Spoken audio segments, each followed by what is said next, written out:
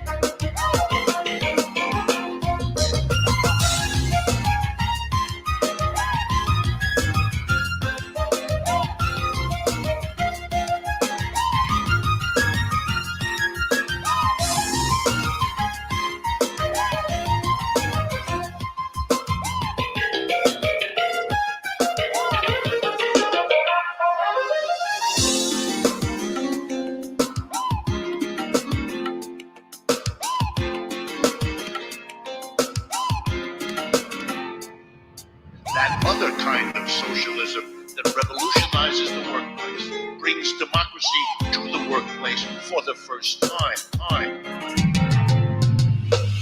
So that's one way. And then the other thing is, in my more optimistic days, he's such a perfect endpoint of everything that is toxic and dysfunctional about the United States, about capitalism, about the 80s, that maybe this is the final sort of disgusting burst before we evolve or change to something better.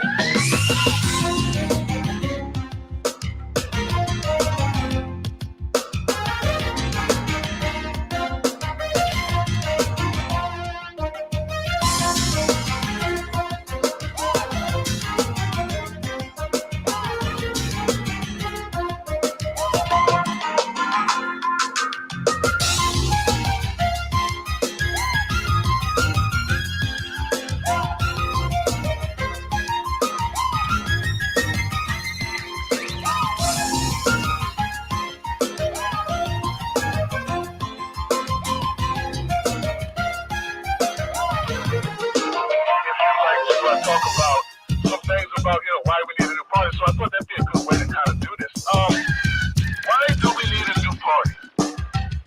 We need a new party because both parties suck,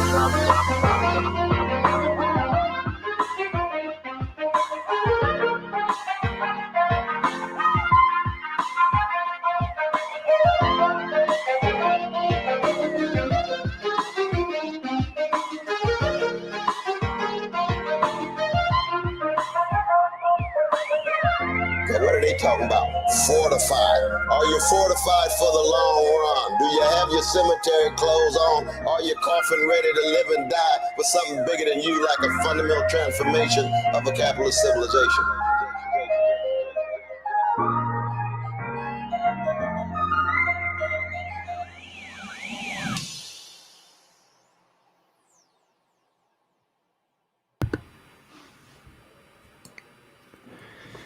Hello, everyone, and welcome to another episode of Radical Democracy. I am your host, Kamali Rose, and today is Friday, November 6th, 2020.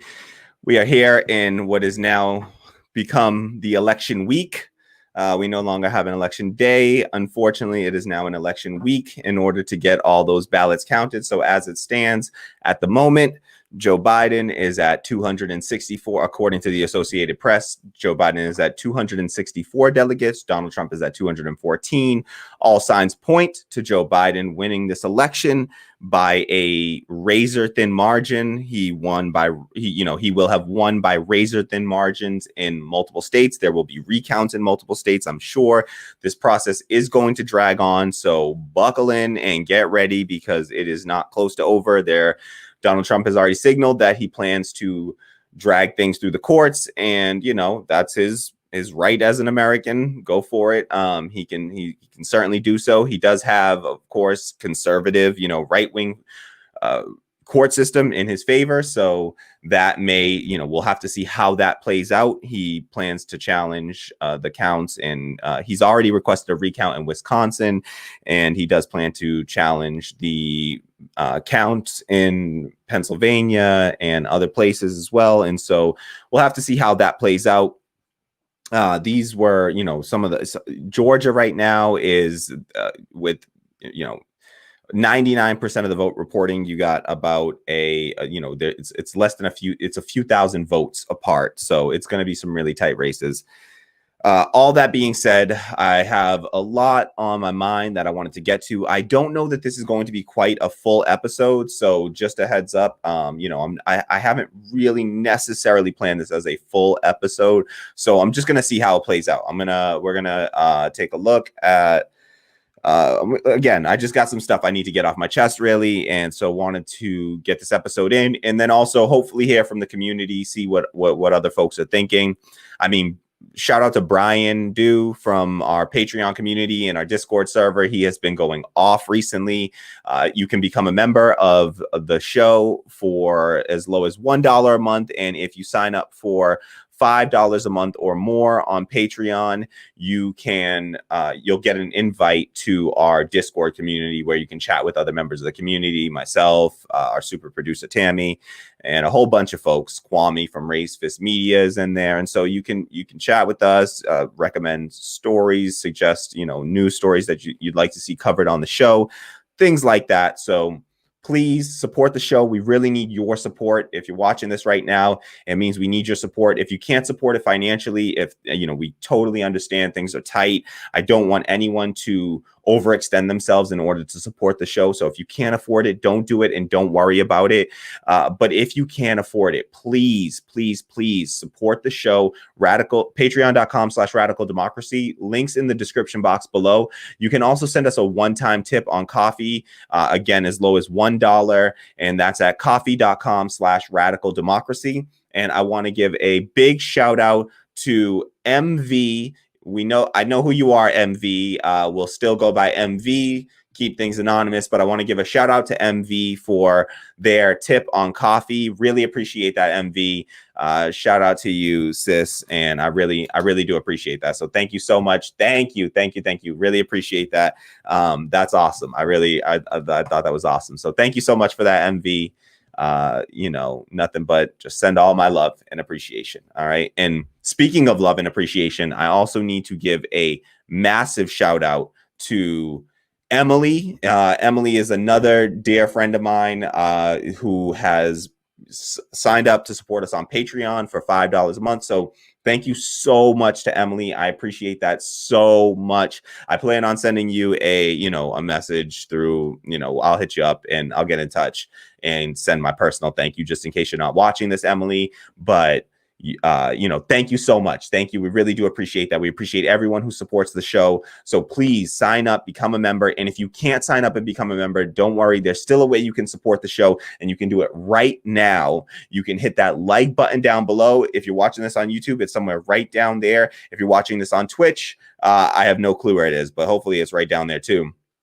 And so follow us on Twitch, subscribe to the channel if you're not already subscribed, and please share this out far and wide. Deeply appreciate you.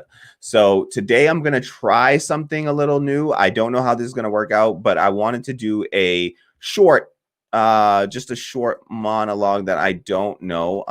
Okay, awesome. Yeah. So I'm going to try to do a short monologue. We'll see how it plays out. I've never done this on the show. I've never done this before in my life. So I probably should have practiced this, but this is what live shows are about. So this is what you get for watching our live show. You get to see me fumble my way around, learn new things, try new things, and you can, drop comments in the chat. Please let me know how you think I'm doing. just say what's up, whatever you want to do. Please, love to hear from you. So, all right, I'm going to get going, and then we will, we'll see how this goes, like I said. So, unfortunately, I don't have my super producer, Tammy, in here. Big shout out to Tammy, who's always here, but we don't have our super producer in the building right now. She's busy tonight, so going to be doing this solo for the most part. If the stream goes on longer than an hour, she might jump in, but I'm trying to keep this short. So I'm already failing right now. It's been 10 minutes. I'm rambling on. Let's get to the news. All right. So, all right. Again, gonna fumble my way through this, so you bear with me. All right. Oh, and I want to say shout out to MV for tipping $1 on coffee. I said it already, but I want to make sure we show it, not just say it. So big shout out to MV. Thank you so much. I really did appreciate that so much. That was awesome. All right. Let's get it done. Okay.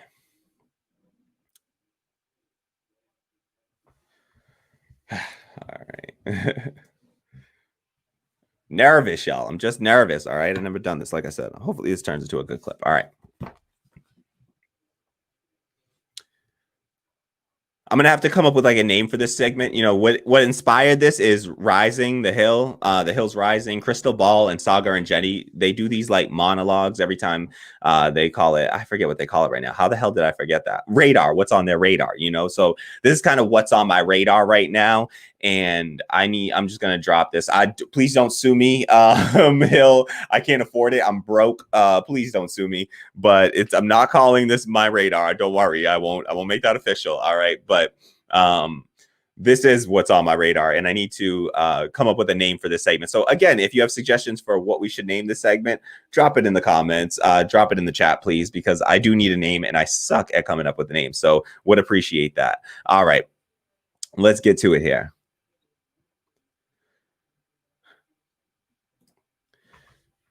So I'm starting to get the impression that people think Donald Trump is going away if he loses. I'm not sure why, though. His Twitter still works. Nearly half the electorate voted for him. We're surrounded by people who believe in him. He'll have outsized power in the Republican Party in at least the next 2 elections. Meanwhile, as Biden promised, nothing will fundamentally change for any of us. The rich will continue to get richer, and the poor will continue to get poorer.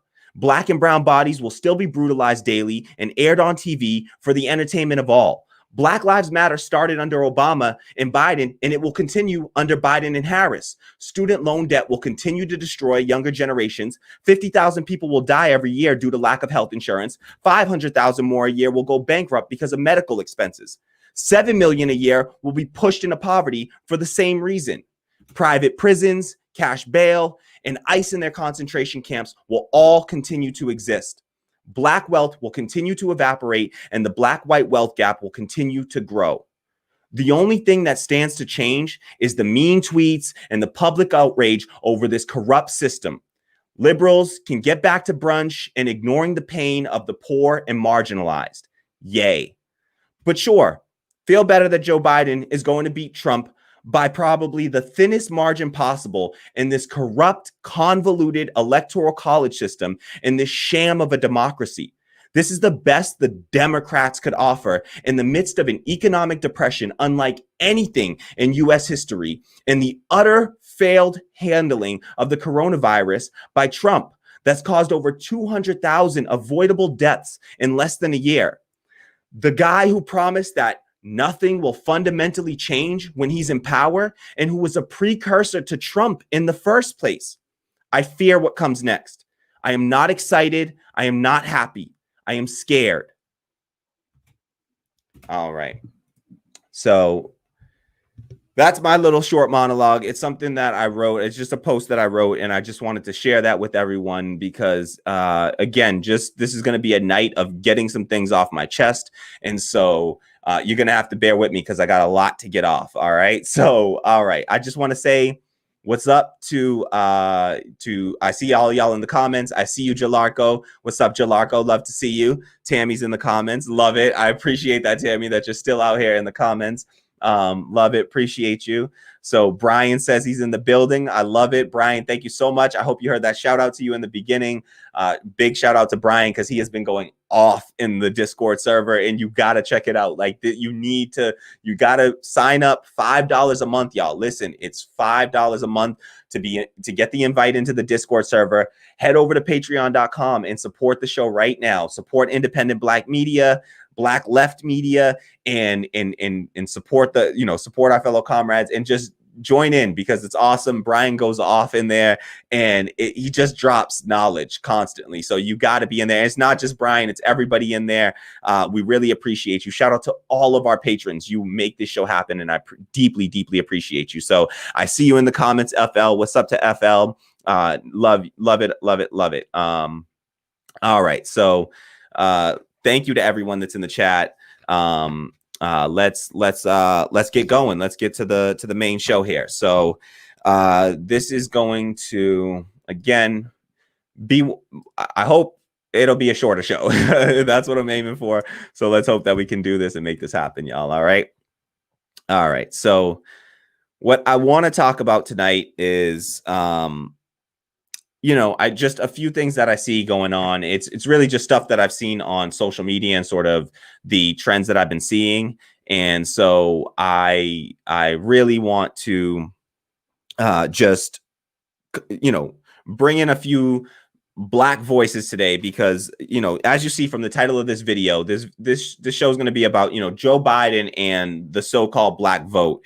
And I've seen some rhetoric on, Twitter, Facebook, just other social media where I'm starting, YouTube, just where I'm starting to see, just notice some trends. And I really want to nip this thing in the bud before it goes too far.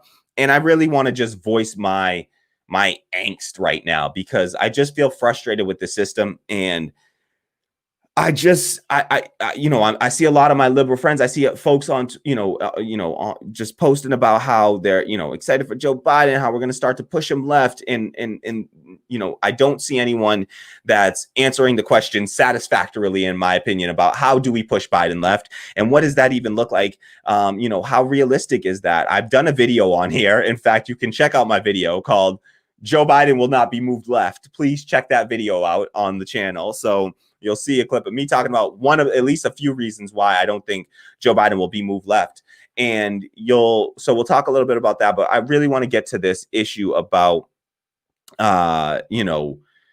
this issue about the Black vote and the Black vote showing up for Democrats and Joe Biden. And really, what are Black people getting for this Black vote that we have so, loyally pledged to the Democratic Party?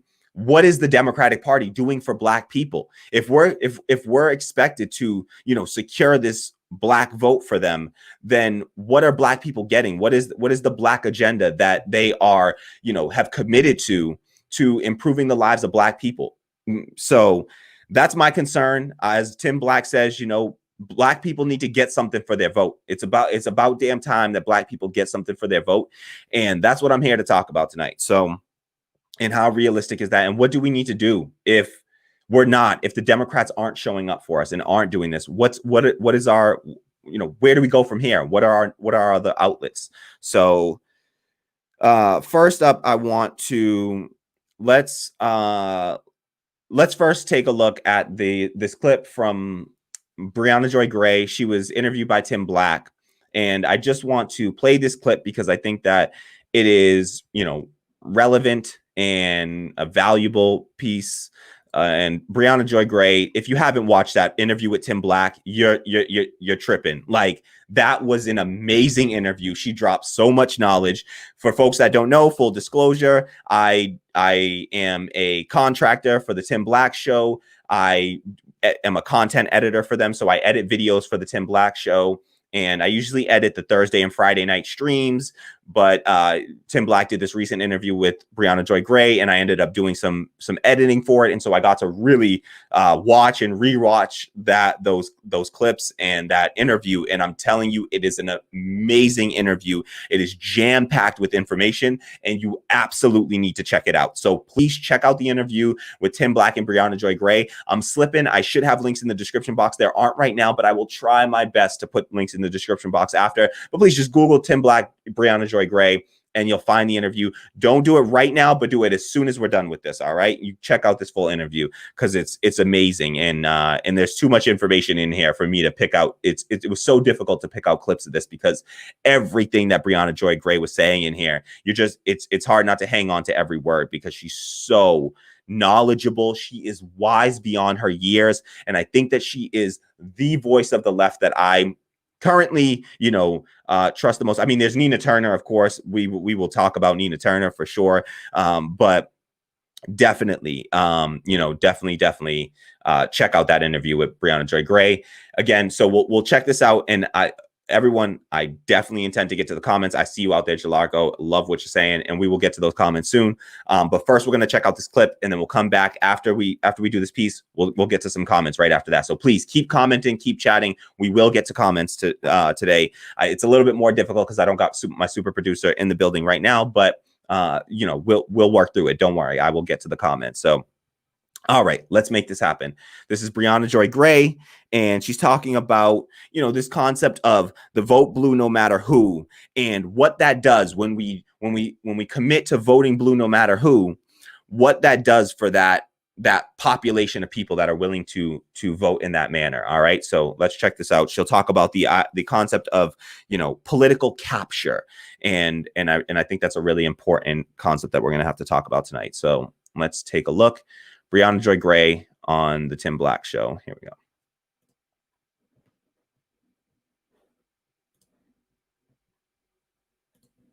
What does that look like? It could, and this is what Chomsky wouldn't engage with. I was making the point that vote blue no matter who is exactly what has enabled the Democratic Party to ignore captured political groups like Black Americans. So when we talk about political capture, what we're talking about is when you have a group that is always going to be faithful to a party no longer has any interest, has no incentive to meet their demands. Because this vote blue no matter who stuff, Donald Trump is so bad stuff, that's what Black people have been doing since time immemorial. The Republicans have always been a threat to our existence. The Republicans have always been evil. We've always believed that Republican candidates have been racist. These Democrats are acting like Trump is brand new, but I think this is a space that Black people have occupied for a very long time. And when you look at the results of that, of Black people faithfully in over 90% numbers voting for the Democratic Party, what you get is a lot of lip service, a lot of people who become very good at talking about the hot sauce in their bag and intersectionality and these broad concepts and saying, we really need structural reform, and then saying, oh no, but not Medicare for all though. Mm-hmm. We want to talk about the Black maternal health disparity, but we're not going to look at the Black women scientists and researchers who tell you that the biggest predictor of the Black maternal health gap is that Black women are disproportionately on Medicaid and discriminated against in our healthcare system, which has a two-tier healthcare system, right? And so maybe if everybody was on government insurance, we wouldn't have that kind of, we would have lower rates of that kind of discrimination, right? Or Black women are not being able to go to certain doctors and certain hospitals because they're disproportionately on Medicaid. Or the fact that Black women, one physician, it might have been Dr. Dooley, was explaining that when she sees women coming in, pregnant women, oftentimes they have to refill out the forms and their address is changing multiple times during their pregnancy because they're home insecure. And what the toil and stress of that does to a pregnancy. So you want to talk about big structural changes, but Bernie Sanders was the only one offering a housing guarantee. Bernie Sanders was the only one offering a healthcare guarantee, right?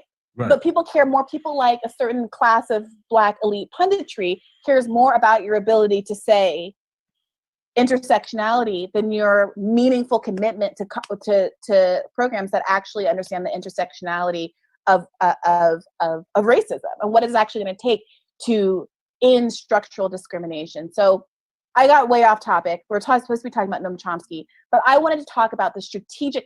I want an acknowledgement that voting blue, no matter who, results in an apathy from the establishment toward your group because they no longer have to court your votes. And if you're a moderate Republican, if you're a swing voter, you get a lot of time and attention. You get to be John Kasich put into the Joe Biden administration. They're not putting AOC in the Joe Biden administration. They barely let her have 2 minutes to talk at the DNC. Okay? And that's not an accident. We can't be mad at that when we offer our commitment, our loyalty up freely. I don't think that we should vote for Republicans, right? I don't think the Republican Party has anything to offer us. But Ice Cube opening himself up to either party reveals the extent to which Democrats aren't even willing to pretend to respect his plan. And even if it's cynical and ill-intended, Republicans are at least willing to sit down and listen to him and Republicans are willing to pretend to take him seriously. And this is an important point. And this goes back to the earlier conversation we were having about respect and George Bush and the cowboy hat and all that stuff. Mm-hmm. There was a town hall that Chris Hayes did in, I think, 2017 in the wake of the election. And he went to coal country and he asked these folks, do you actually think that Donald Trump is going to bring these manufacturing jobs back? Raise your hand if you do. Nobody in this crowd raised their hand. And so we said, why did you vote for him? And one of the coal miners said, well, because at least he respected me enough to pretend. At least he respected me enough to say that this is what I deserved. And Democrats won't even do that. Wow. I'm looking at your tweet here. All right, so that's Briahna Joy Gray. Again, like I said, dropping massive amounts of knowledge in a very short amount of time. So, what she was talking about there is this, this vote blue no matter who has what it's done for Black people who have been voting blue. Look at what Black people have done. Look at the numbers that Black people vote for Democrats in. But we keep on voting for Democrats and nothing is substantively changing for the masses of Black people. Look at the Black-white wealth gap, like we talked about in the beginning of the show. Look at Black wealth in general. It's evaporating. It's expected to be, zero by the year like 2040, I believe. It's expected to be at, the average Black wealth is supposed to be at, net zero. So where, our wealth is disappearing. Look at who was mostly impacted, who was disproportionately impacted in the 2008 housing recession, who was getting kicked out of their homes, who those people are. And, I live in a state that is apparently, it has an 80% Democratic legislature. 80% of the legislature is Democratic in Massachusetts. And guess what? They haven't lifted a ban on rent control. They refuse to lift a ban on rent control in this state, even though 80% of the people there are Democrats, So Black people keep on voting for the Democratic Party and I'll tell you who's disproportionately impacted by evictions and, in this state, but around the country. So, anywhere you go. And so she talks about how the Democrats are so, because they have captured the Black vote, they know they have that Black vote and they've secured that Black vote. They don't have to look to us. They don't pay attention to us because they know we have nowhere else to go. I've played the clip on the show before and I really should have had it queued up. I got to remember to have this queued up every time. I should just have this at the ready every show that I do. But there's a clip of Lawrence O'Donnell talking. He was interviewed during a documentary on Ralph Nader, and he talked about how he used to work for the Democratic Party and how he didn't have to pay attention to the left because the left had nowhere else to go. As Briahna Joy Gray said in here, we're not going to vote for Republicans. Like that's off the table. Republicans have nothing to offer. Black people or anyone, poor people, marginalized people, they have nothing to offer. So we're definitely not voting for them. That's not what we're talking about here. But the question is, when we give up our vote for Democrats and we just give that vote over and they know that they're going to have it, what does that do? What is the effect of that? And the effect of it turns out to be that they don't have to give a damn about the needs of that group. So if they know they have that group's vote, because where else is that group going to go? Then what they'll do is just simply ignore you. They don't even have to pander to you. And this was what I said about the issue with Ice Cube in that contract with Black America and how he reached out to both campaigns. He reached out to the Biden campaign. He reached out to the Trump campaign, and he didn't get a response. The Biden campaign told him, listen, we'll talk to you after the election. After the election, that's not how politics works. And we're going to listen to a clip from Yvette Carnell. And I don't think, unfortunately, I don't think that I have this clip from Yvette Carnell, but we're going to listen to a clip from Yvette Carnell later. You can check out her, the show that she did on, it's called like Ice Cube, Sassy Blue Checks, and gatekeeping in the gatekeeper status. And so check out that interview, that piece that she did. It was really amazing. But she, in that, she talks about how, at least the Republicans were willing to pretend, but with the Democrats saying, we'll talk to you after the election, that's not how politics works. That if anyone's playing this game of politics and you've been watching and paying attention to this game of politics, you know that you hold leverage. The time that you have leverage is when you can leverage your vote. All these politicians need from us, all Joe Biden needs from us is our vote. After that, he doesn't need a damn thing from us. We can go screw, because after that, what does he need? What does he need from us? He doesn't need a damn thing. He's a one-term president. He's a self-declared one-term president who's going to have the excuse of a Republican-controlled Senate for the entirety of his presidency to excuse why he's gotten nothing done. So, the idea that you can that you would play politics and say, oh, no, I'm going to give you my vote first. So here, I'm going to hand over the leverage that I have. And then after I hand that over to you, then we'll start negotiating. No, that's not how it works. Let's negotiate beforehand. Let's make sure that we actually get you to commit to something real for us. I'm talking about serious, reparations, okay? Reparations. Let's say it. Say it with me, y'all, all right? To all my white audience out there, say it with me. Reparations. Black people deserve goddamn reparations in this country because we built this damn country for free, all right? For free. We want what we deserve. We want what we are owed. That's it, all right? And so to demand something for your vote, to say, I need something for my vote, is how politics works. And you don't hand over your vote and then try negotiating. But that's what the Democrats told, black people to do, essentially. Look at the hostility that Joe Biden had towards black people this entire campaign.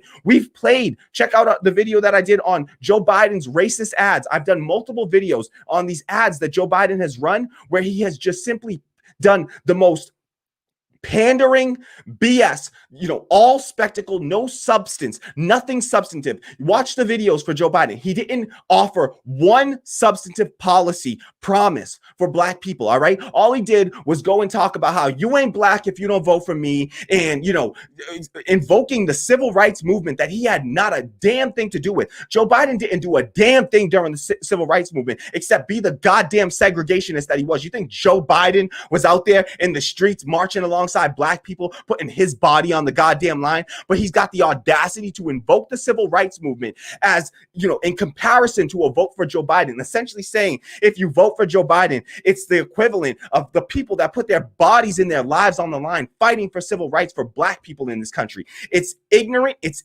offensive, it's disgusting, and we should be insulted by it. But instead, a whole bunch of black people just rolled on up and just threw their goddamn vote away to Joe Biden. And I promise you, check back with me in 4 years, black folks, all right? Let's talk in 4 years and see where the hell, let's look at the statistics, let's look at the numbers and see where black people have gotten to in the next 4 years, all right, under a Joe Biden presidency. Let's see where we ascend to under the Joe Biden presidency, all right? So, that was, a beautiful, speech, talk, whatever you want to call it, given by Brianna Joy Gray there. Nothing but respect for that. She points out that Republicans have always been a threat. Listen, and this is an important point here that she made. Republicans have always been a threat to black people's existence. Like, this isn't anything new for us, all right? So to the white folks that are watching, that are acting like Donald Trump is some unique goddamn threat, listen, the reason that we're so frustrated by that and why black people are so apathetic and why you see that the majority of black people just don't vote, all right? The biggest voting block of black people is just non-voters. They're the people that disproportionately, the block of non-voters is disproportionately black and brown, okay? So it's poor, it's black, it's brown. That's the people that are apathetic. Those are the people that are no longer voting. And it's because they've gotten nothing for their damn vote. They keep voting over and over and over again for the Democrats. And this idea that there's some unique threat, that Trump is such a unique threat, is just complete and utter BS. Republicans have been a threat to the existence of black people for my entire lifetime. And I've been voting for Democrats for my entire lifetime. And nothing has substantively changed for the masses of black people, much less myself. All right. My life has gotten worse under Obama, under, whether it's under Trump, whether it's under Obama, whether it's under George Bush. Things just are trending down. All right. If you're a millennial, if you're my generation, I'm an elder millennial. Let me say I am a millennial, y'all. All right. I am an elder millennial. And I'm on the far end of that range, but I'm a millennial. And my generation and the next generation, they are getting royally screwed by this broken system that, again, Joe Biden helped to create. He was the enforcer. He was the champion of the 1994 crime bill, the 1984 and 1986 crime bills that created mandatory minimums, and the 100 to 1 rule that created the sentencing disparity for crack versus powder cocaine. And we all know that crack cocaine was being, pushed all through, hoods and in black neighborhoods. And, powder cocaine was the more expensive one that the white people could afford. So somehow the more expensive drug ends up being, you literally the same sentence for 5 grams of crack for 500 grams of cocaine. All right. So that's the damn sentencing disparity that he created. Mass incarceration. He is the arbiter of mass incarceration in this country. And he's the reason for, that students can't discharge their student loan debt in bankruptcy. He literally created that rule and then, fought for that. And then once that was implemented, it's part of the reason, once they had the guarantee that they were going to be able to get that money from students, you'll notice a trend that all of a sudden tuitions just started to increase and skyrocket up, it just up tuitions. All right. And so we've seen that trend for the past, over a decade now, tuitions going up and student loan debt going through the roof. We have more student loan debt than all the credit card debt in this entire country, $1.4 trillion. And we just gave away, to the wealthy. We just gave them, what was it? It was $400 billion, and they could leverage that at 10 times. So it was $4 trillion. We gave $4.5 trillion to the wealthiest people in this country for that CARES Act that we got, that at the beginning of the stimulus act that we got at the beginning of the pandemic. That gave away $4.5 trillion to the wealthiest people and corporations in this country. We could have discharged all student loan debt for a third of that cost. All right. Just imagine the impact of just saying every person in this country that is paying student loan debt right now to say, you don't got to pay it anymore. Imagine the stimulant effect of giving all those people, that money to keep in their pockets. What do you think happens with that money? They either save it up to buy for a big purchase like a car or a house, or they would, they'll spend it back into the economy, into local businesses. So this is what we've been talking about. And black people are tired of voting for Democrats and getting not a damn thing for our vote. And I'm tired of my liberal friends just saying, well, we just got to keep on electing more Democrats. We just got to get more Democrats in there. Now they're going to turn around. They're going to say, you voters didn't do enough to get a majority of Democrats in the Senate. And they'll find a way. Hear me now, quote me later. They will find a way to blame voters for not getting enough Democrats elected into the Senate. They lost seats in the House and they didn't gain enough seats to take control over the Senate. So, this is the excuse. This is the built-in excuse that they love to have. This is what they want. They want to be the party in power, but have an opposition force in a branch of government that they can use as an excuse for not accomplishing policy. All right. For not getting any substantive material, policy passed for poor, working class, marginalized people. So, and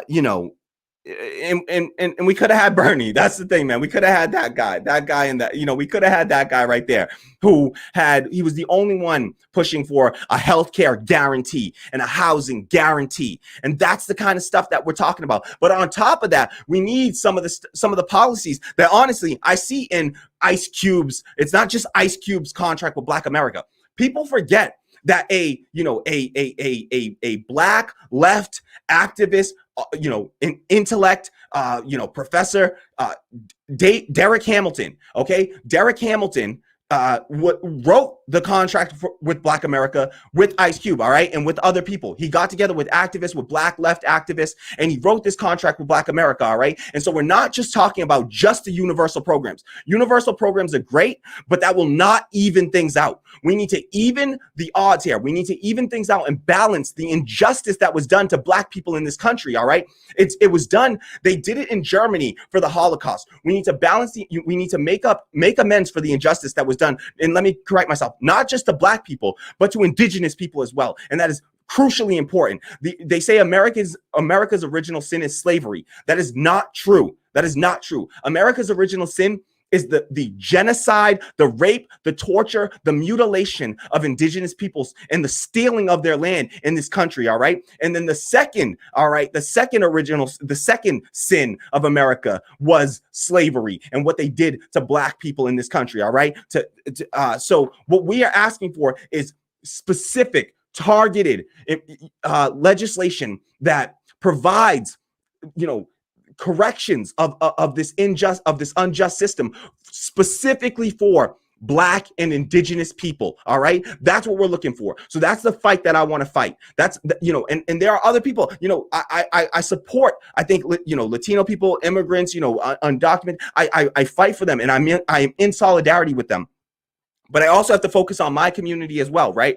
We all focus on our communities, but then we also have to build solidarity, right? Branch out, say, listen, I'm willing to stand up and I will fight right alongside your fight. I will be out there with you. We will march in the streets alongside one another, whatever we need, as long as I know you got my back when we're ready to go out here, And the thing about this Black vote that we're going to see, and we're going to talk about throughout this show is that they talk about it as if there is this monolith of Black voters. And it's largely because Black people just keep on showing up and giving their vote to Democrats. You'll notice that, and I'm going to show you, evidence of people talking about how we need to start to catering to the needs of different groups of Latinos and recognizing that there are different kinds of Latinos spread throughout this country. But I don't hear the same thing for Black people. I don't hear them talking about, we need to recognize that young Black people and older Black people voted very differently in this election. Nobody's talking about that. Young Black people are not voting in the same way as the older Black generation. Okay, so there are nuances there, and they need to recognize. And there are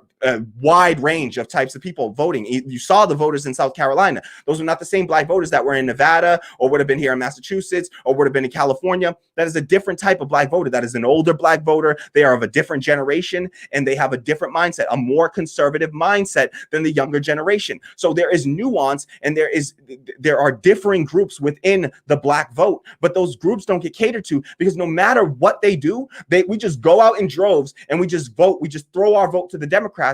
And then they know that they have us politically captured. And that is a very uncomfortable term for me. I do not like the idea of Black people being politically captured by a, segregationist, white supremacist, alleged rapist, Joe Biden. That's who he is. All right. Let's be real and let's call it how we see it. That's who he is. All right.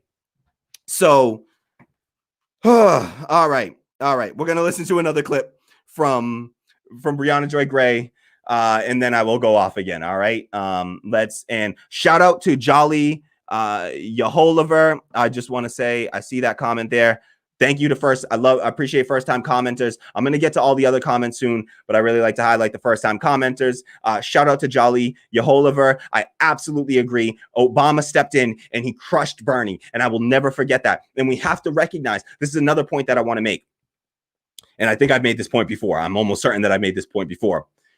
When we vote for people and we empower them, we have to recognize that their power stretches beyond the limitations, beyond the 4 years that they're elected for. They continue to have power in our society. So Obama, who we elected, his power didn't end when his terms ended, right? He still had the power to step in and do this historic move where he, coalesced the establishment, the corporate Democratic establishment, in order to get behind Joe Biden after the South Carolina primary and before Super Tuesday. And he pressured those people, Pete Buttigieg and Amy Klobuchar, who was the second and third candidates, to drop out and endorse the fourth place candidate, Joe Biden. Nothing like that has happened in the history of this country. And it was orchestrated by Barack Obama. He also orchestrated the moves, and we talked about this on the show before. You can check out the clip that we did Richard Wolff talked about it and gave a shout out. We looked at a clip of Richard Wolff giving a shout out to the basketball players, the NBA players that went on strike and withheld their labor until Barack Obama stepped in and crushed a strike. All right. So we have to recognize the power that we give to these politicians and not just act like it's just the 4 years that we elect them for, that their power stops there. Absolutely not. So, all right, before I get to this next segment, I'll flip through it. Let's flip through a few comments. I think, no, you know what? I'm going to keep powering through. We're going to power through the segments and then we'll get to comments at the end. All right, y'all, I promise we will get to the comments at the end. I just want to be able to power through this and try to get this done as quickly as we can here. All right. So let me pull up the next clip and we will go from there. All right. 1 sec, bear with me. Oh, and please, if you haven't done so already, if you're watching this right now and you haven't done so already, I'm going to ask that you please hit the like button immediately. Hit that like button down there. Subscribe to the channel if you're not already subscribed, and please share this out far and wide. Also, if you can afford to do so, please support the show. Support independent Black media. I literally need it. We need it in order to continue to exist. We would love to hit a target first, our first milestone of $100 as soon as possible. So please support the show. We're at about $65 right now. So, we have pledged at least 75 actually. So let's just pay attention to what's pledged at least. And so, we're at around $75, $25 more a month. We need pledge to get to $100 a month. We're going to need a heck of a lot more in order to continue to run the show. But YouTube is doing their darndest. And I'm just going to say this, but YouTube is doing their darndest to keep this channel suppressed. Our video does not get shown to new people. So, and again, real quick, link to the Patreon is in the description box below. If you just open up the description box, click the link, you'll find that. And please hit that link and support the show for as low as $1 a month. I promise you, if you sign up for $1 a month, you will bump that donation up because you will enjoy what we're doing here on the show. So please support the show if you can. If you can't afford it, don't worry. Don't want to pressure you. We're leftists. We don't want to create any kind of pressure or burden or anything like that on working class people. So only if you can afford it, do so. But if you can afford it, definitely do so. Please do so. And if you're white and you're watching this and you haven't done so already, support the damn show. All right. We'll count it as your first step to reparations. All right. So if you're white and you're watching this, goddamn it, and you haven't done so already, I demand that you pay some reparations. All right. We're talking about reparations right now. Pay some goddamn reparations. Support independent left Black media and democratic workplaces. I don't talk about that enough, but we are building a democratic workplace here. It will be one worker, one vote for all major decisions. It's how we're operating right now. We are trying to build democracy in the workplace. That is the fundamental change we believe needs to be made in order to bring about a better society and to defeat capitalism, to finally undo all the damage of capitalism. I don't think it'll undo it all. We'll still have work to do. There will still be progress to be made beyond that. But that is the first step that we must take in order to, end wage slavery in this country. We ended slavery. We said we think it's abhorrent for a person to own another person's labor. So why don't we think that it's abhorrent for a person to rent another person's labor? We want to end that. I don't want to rent anyone's labor. I don't want to own anyone's labor. I want to work side by side with my fellow comrades to build something great. End of story. And that's all that we're trying to do here. So please support democratic workplaces. This is the move that we need to make in order to overthrow this capitalist system. If you want to make that happen, support the show, patreon.com/radical democracy. Head over there now and support the show. Again, links in the description box below. You can also send us a one-time tip, no account required, coffee.com/radical democracy. Thank you to everyone that's tipped on coffee recently. Steve, for the massive $50 tip. Amazing. Love you. Appreciate you, Steve. Nothing but love. Send all our love to Steve, who we've had Steve Alvarez on the show before. You can check out the clip that we did. We debated, is Jimmy Dore, good for the left?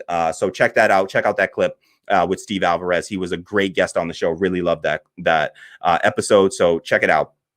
All right, let's keep on cruising along. Let's get to it. Again, like, subscribe, and share if you haven't done so already. All right, and I see a bunch of new people just got here. To every new person that just jumped in here, again, I'm gonna tell you, hit the like button, subscribe to the channel, and share this out far and wide. All right, let's get to the next clip here.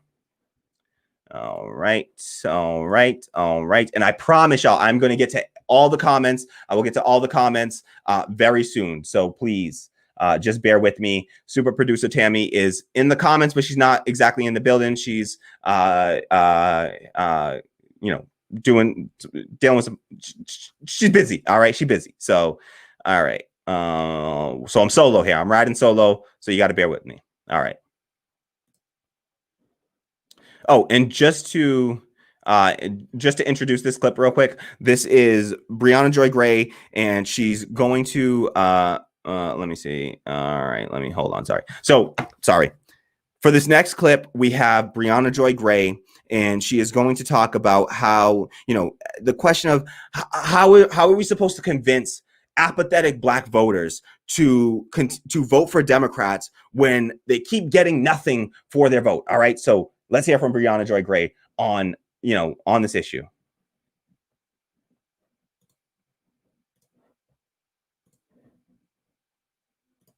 I was very disappointed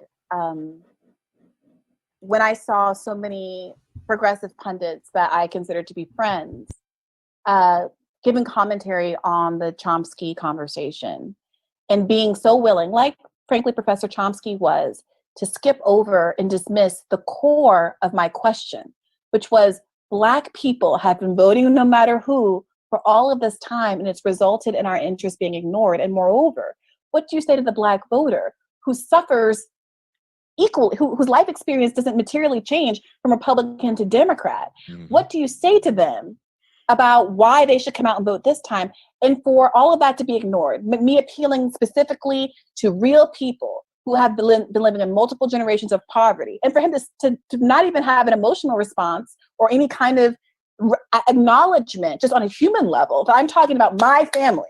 I'm talking about my mother, who was born to a 17-year-old mom, who grew up in the projects in Cleveland in the 1960s. You know what I mean? Like, who was born, I said this to Chomsky, my mom was born without civil rights in this country. Right.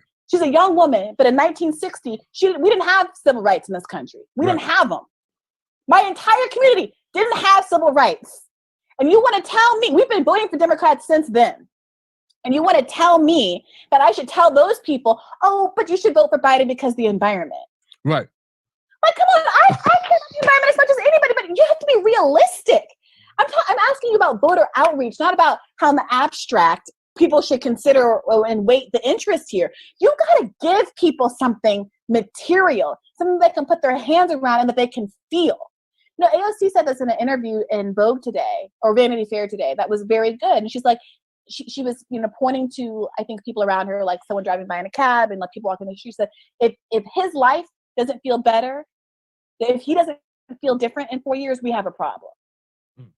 If Joe Biden doesn't make that man's life better in 4 years, we're going to have a problem as a party. And that's the way people should be thinking about politics, and the willingness of so many white progressives, to be honest. And I've spent so much of my career defending white progressives. So like, I was particularly hurt by this.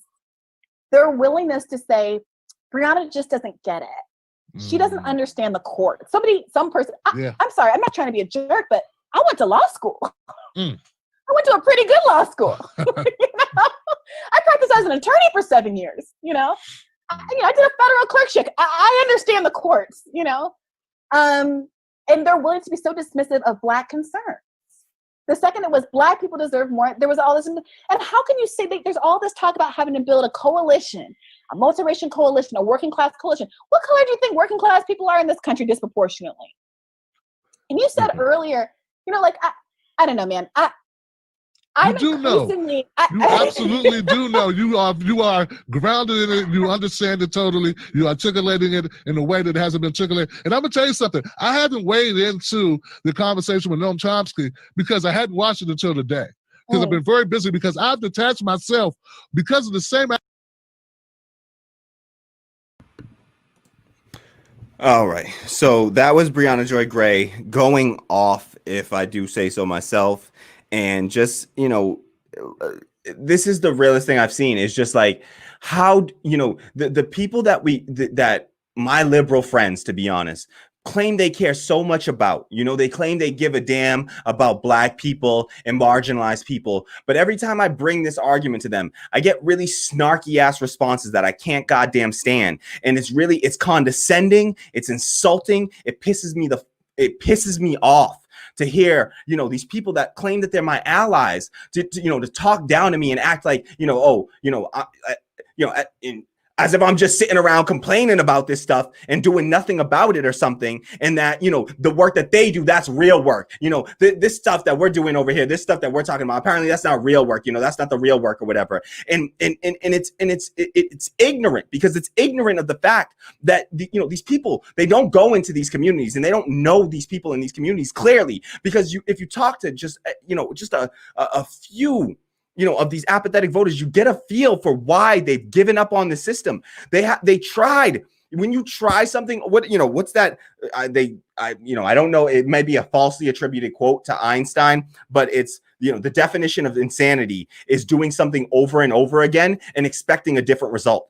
So is it not insane for Black people to continue to do this over and over and over again and expect a different result? We keep getting the same damn result. All right. Look at the Black-white wealth gap. All right. Look at Black wealth in this country. It's evaporating. It's disappearing over the last few decades. All right. Wages have stagnated. All right. Since 1968, since they killed Martin Luther King, wages have flatlined for Black people. All right. Since they killed, the FBI went in and infiltrated the Black Panthers. They killed Fred Hampton Sr. They killed all of our Black, our real Black visionaries, the Black left visionaries. They tried to take them out. They killed them. Malcolm X, Martin Luther King, Fred Hampton Sr., countless, members of the Black Panther Party.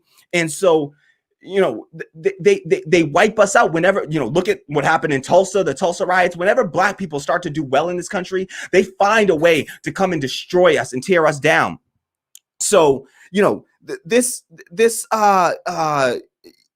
idea that Black people should just keep doing this. If we just keep voting Dems in, then something's going to change. You got to do better than that. If you actually want to win, because I care about winning, right? I care about actually achieving the goals we claim that we care about, right? So if you actually want to achieve the goals that you claim that you care about, then you got to start getting serious about this stuff, all right? And I need more than just, when I ask people, what are you going to do? How are we going to move Biden left? How, they say, just elect Biden, get him elected, and then we'll start the work on moving him left.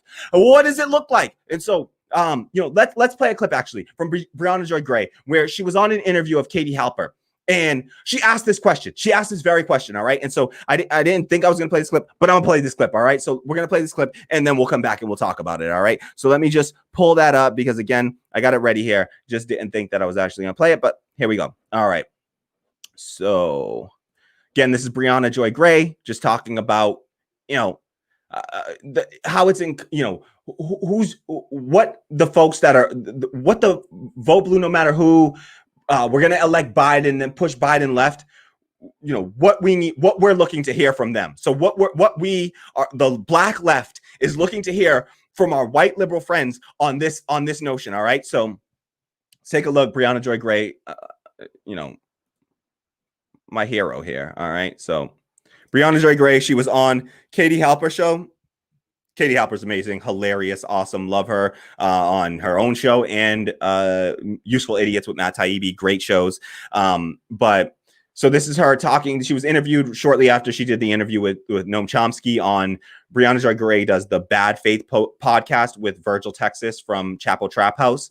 And she was on the Katie Halper show just being interviewed because it created a bunch of a controversy because Noam Chomsky, again, a white leftist. And, I shouldn't say it's not just white liberals. Some of my white leftist friends have said the same thing. All right. Have said similar things. All right. And I just, it's not working. It's not reaching me. It's not reaching the masses of Black people. And we got to do better, because let's be real, left spaces, every space in this country is just white dominated spaces, right? The cis white male dominated spaces. All right. All these spaces. And so even on the left, we have the same problem, and we need to start to uplift, marginalized voices on the left and start to listen to those people, listen to them, take them seriously, listen to them. So, all right.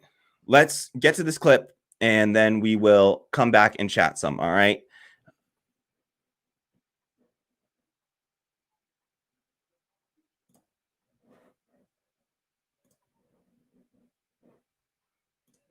To me, the fundamental issue is that we don't know whether accelerationism works, right? It's not, we don't know for sure whether a second term of Trump will yield the results that we would hope in terms of radicalizing the public.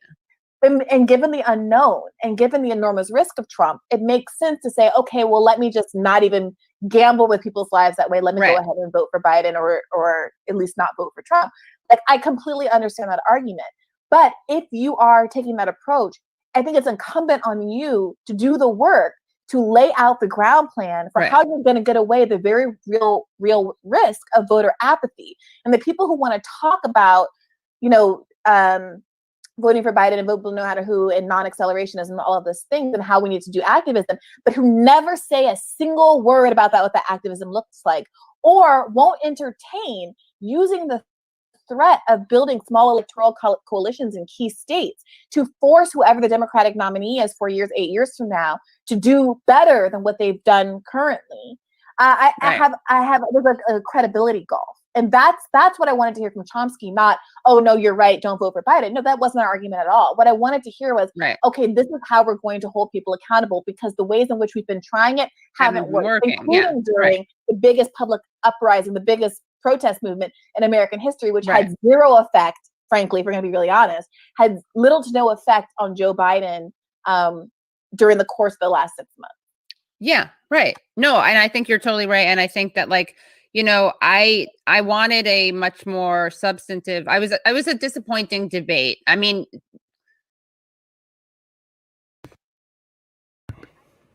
all right. So that was Briahna Joy Gray. Just talking about how, it's incumbent upon the people that keep on telling us that we are going to elect Biden and then push him left. We find it that it is incumbent upon those people. If you're going to say that, then it is your job to then describe and tell us, what does that look like? What does that activism look like? And don't you dare say mass protest, because we just had the largest mass protest in the history of this country. And it was in a response to police brutality against Black people, disproportionately against Black people. And Joe Biden, during these mass sustained protests for the past 6 months, has not budged even an inch to the left on his criminal justice reform platform or policy. So if those mass protests before an election, when he actually needed our votes, right? An election that we can clearly see he desperately needed our votes, right? Because look at these razor thin margins that he's scraping out a win by, all right? It damn near it could end up 270 to 268 Biden versus Trump, right? We could end up with the thinnest margin of victory in this election, all right? And if it's not, it will be because he got razor thin margins of victory in a few key states, right? So this is not some landslide victory for Joe Biden or anything like that. He needed our votes, all right? And even while needing our votes, and in the wake of mass protests, sustained protests over the issue of police brutality in this country, he not only wouldn't listen, he didn't only not move left, he shifted a little bit to the right, if you notice. He actually said, we're going to increase, I believe in increasing. We need to increase funding to police, he said. So he believes in increased funding to police. After all of those protests, Black people, Black and brown people on the streets with our white allies screaming at the top of our lungs, please, just let us be treated like humans in this damn country. We just want to be more than 3/5 of a goddamn human being for once in this goddamn country, all right? So that's all we're asking for. And Joe Biden, in the wake of those mass protests, did not budge an inch on his policy. So if he won't budge on policy before an election, when he needs our votes, when that's all he needs from us is our vote, what the hell is going to push him left after the election? All right, so that better not be the strategy. That cannot be the strategy. And so I have a strategy. I have a very clear strategy. It's building democracy in our workplace, because the so-called sham of a democracy that we have right now with this electoral college and that garbage, that convoluted garbage, that is not democracy, people. It's not real democracy. What we're experiencing here is not democracy. We're all going to vote for somebody, and then that person is going to do nothing that we want. That is not democracy, all right? So we got to be clear about that. If you want real democracy, you build it yourself. It's not sexy. It's not easy. It's what we are doing here right now, though, all right? It's not the easy solution. It's a long, difficult path. So we're not talking about something where we just want to sit on our ass and complain. We want to get up off our ass and we want to do something about it, but we want to do something real, something meaningful, something substantive that's actually might work, all right? Because doing the same damn thing over and over again, it ain't working for us, and it hasn't helped us, and we need more than what we're getting right now. So you got to do better than just keep doing the same damn thing, black people. Keep voting for us. 90% of black people go out there and vote for the Democratic Party, and we get not a goddamn thing in return, and we're sick of it. So to my white allies out there, cut that shit out. Stop telling me that you're gonna, that's the way we're gonna move. I'm done with the protest. I'm done with it. You lost me. You lost me, all right? And I'm a radical black leftist, and you lost me. If that's what we're gonna be doing, if that's the solution, I'm not out there with you. I'm not out there. I'm not going to endanger our community and these with these. You're getting together in these masses of people. You're risking your own life, and you're endangering your community by doing so. We do it at risk to our own health and our own safety, right? We're in the middle of a pandemic. Now, I supported it. I think good. We need to show up there. We need to get out there. We need to be in the streets. But what I would, if we're talking protests, unless the protests are sustained protests, the likes of the Yellow Vest movement in France, unless we're talking about that, don't talk to me. I'm not doing these one-day protests anymore. I'm so fucking sick of the one-day protests, and then we all go back to the goddamn same shit as before. We all go back to the status quo after we go out there and we protest and we scream and we shout and we risk our goddamn lives and our safety, and then we come back and nothing fucking changes, all right? And I'm sick of it. I want something for my goddamn vote, and I'm sick of it. And black people deserve something for their goddamn vote, and we're sick of it, all right? So to my white allies out there, to all my liberal and my left white friends who keep telling me that it's the environment, and we gotta do,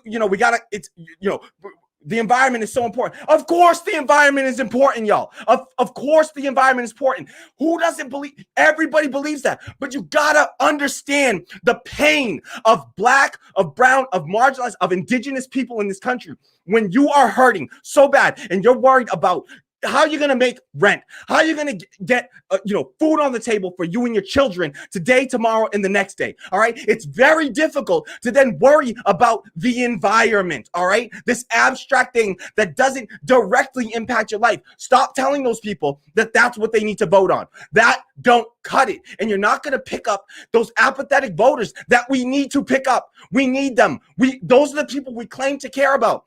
The non-voters are disproportionately black, brown, indigenous, and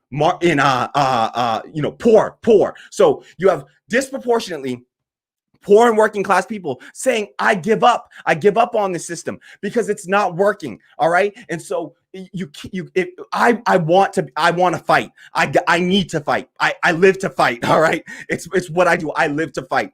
I just want to know that my fight is meaningful, that my fight might actually have a chance of getting something done for my community and other communities. And when I say black people, I mean black people, that's black disabled people, that's black trans people, that's black gay people. All right. That's black immigrants. That's just black people in this country. I want to see their lives bettered. All right. I want to see indigenous lives bettered. I want to see Latino lives bettered. I want to see, again, every group of people. I want to see their lives improve, but I know how it works in this country. If we improve the lives of black people, I guarantee you those same systems will improve the lives of everyone else. So you got to look to the most, the group that's in the most despair and lift them up. And that will lift up all the rest of us. I promise you. Put these programs in place that help Black people. And things like, I do believe in universal programs. I do believe that universal programs do disproportionately help Black people, women, Black women in particular, like a universal health care. If we had a universal basic income or a social security for all system, that would certainly disproportionately help Black people, Black and brown people. So I'm all for that, but I also want to talk. Finally, we need to start having this conversation in this country about real reparations, right? Like, home ownership in the Black community is so low. And it's not because Black people just don't work hard enough. Like I said, we built this goddamn country for free. We work harder than any other goddamn group, all right? We work hard, all right? We work our asses off, all right? And so we worked, all right? And we want what we're owed for that work. And that's all we're asking for. And I don't think it's too much of an ask. So, all right. We're going to keep it moving. It's getting hot in here. I'm going to have to take this sweater off soon because I am sweating up a storm in here right now, y'all. But I had to crack a window in here. Let me know if y'all hear some picking up some background noise there from these cars driving by. Let me know. I'll close it. I'll figure life out and cool this place down. But I am hot in here. So let's keep it moving, y'all. Let's keep it moving. Before I'm gonna lose my voice tonight. I'm telling y'all, I'm gonna lose my voice. We got a lot of good stuff to get to. So it's gonna be a 2-hour show. I'm telling y'all right now, it's gonna be a 2-hour show. Like always. So this is turning into a full episode. Tried to do a short thing, just can't help myself. All right. I told you I got a lot to get off my chest, and it's not even started yet. I swear. So let me get to this next clip. Before you know what? I need to. This is good for anyway. All right, for our next clip, I would like to bring in and introduce to my audience who isn't familiar with Yvette Carnell. She is one of the founders of the ADOS movement. That's the American Descendants of Slaves. And so they are a grassroots, decentralized movement, but she is one of the founders of that movement, the originators of that movement.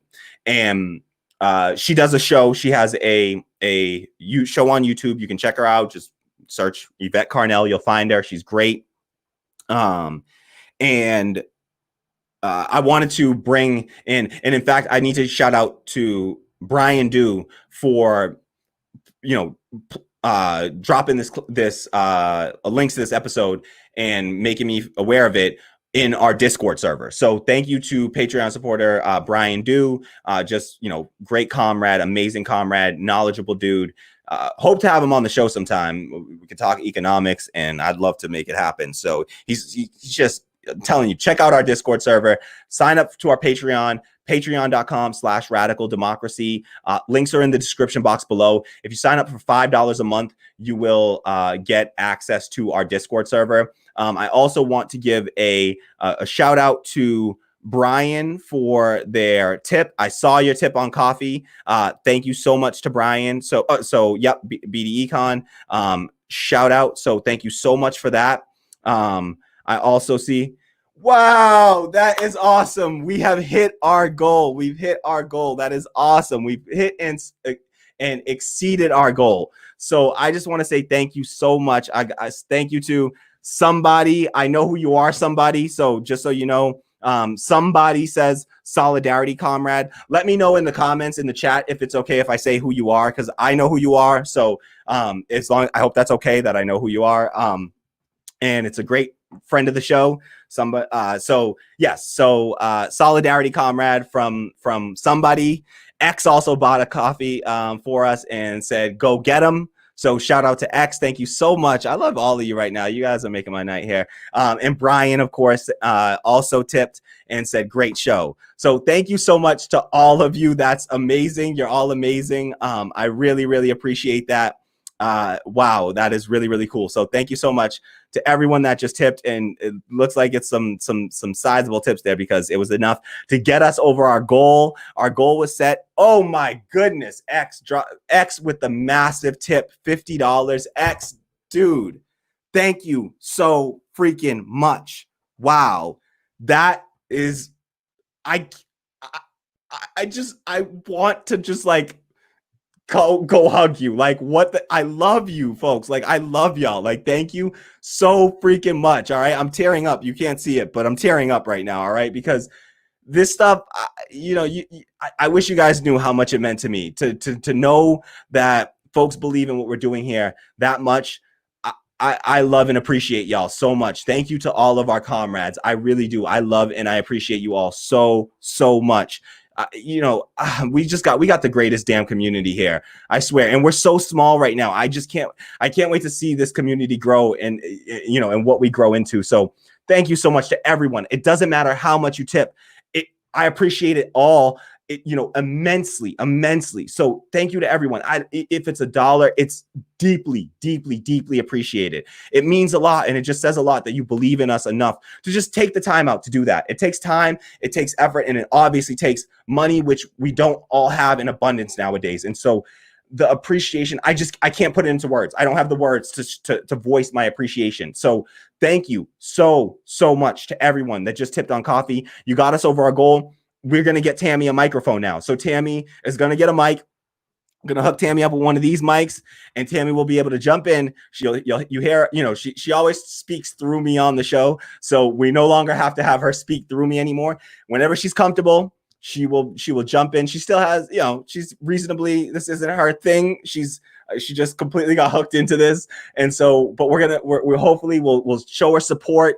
Please be supportive to Tammy. Let her know in the comments how much you want to hear her on the show. Please, if you'd like to hear Tammy speak, just tell her in the comments so that she knows that she is in demand. She is in high demand. So we're going to get her a mic so that she can talk on the show. She can just pop in. She'll pop in sometimes when she has a thought, and she has amazing. I'm talking seriously.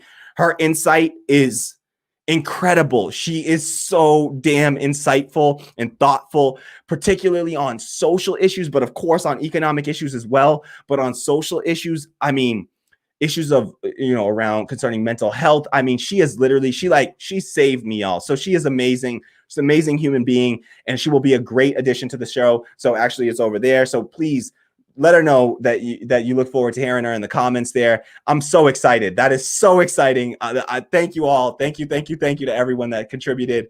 We're going to keep going on the show because we got to keep going because I want to get to all these comments because there's so many good comments here.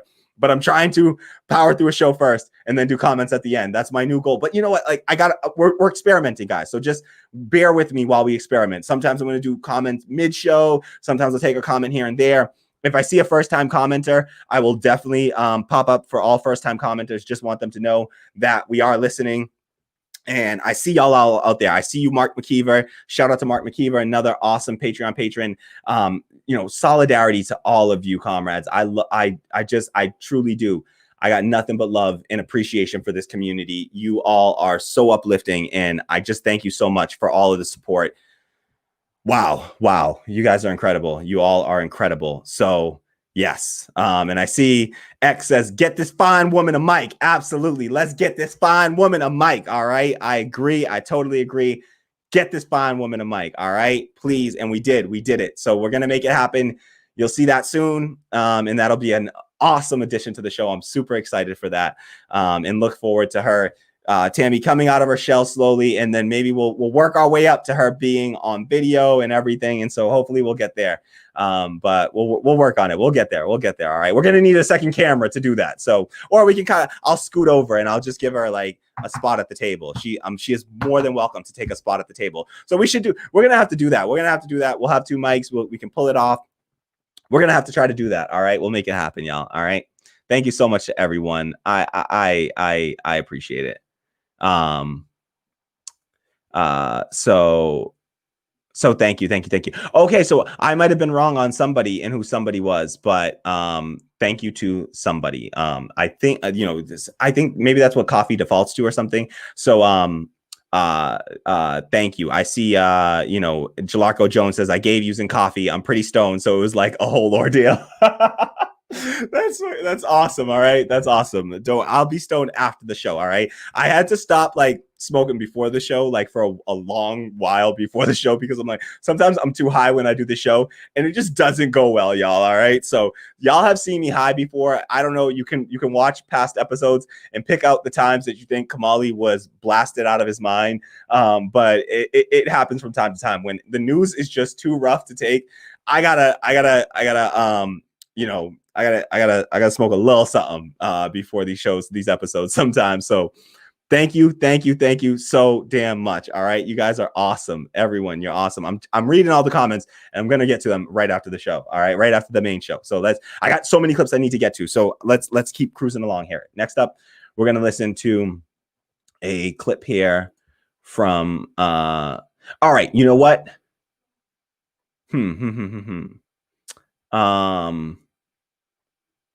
Yeah, let's do the Yvette Carnell. All right, yeah, let's do the Yvette Carnell and then we'll get to the other stuff. All right, so I had this in a slightly different order originally, but I don't know what I was thinking when I put it in the other order. So I had something else that I had pulled up first. So I hope that this works out well, because I don't remember what the hell my intention was there, and if this connects in a way, and if I'm gonna screw this whole thing up. So we'll see. All right, here we go. Yvette Carnell, great black left voice, and somebody that you should all check out.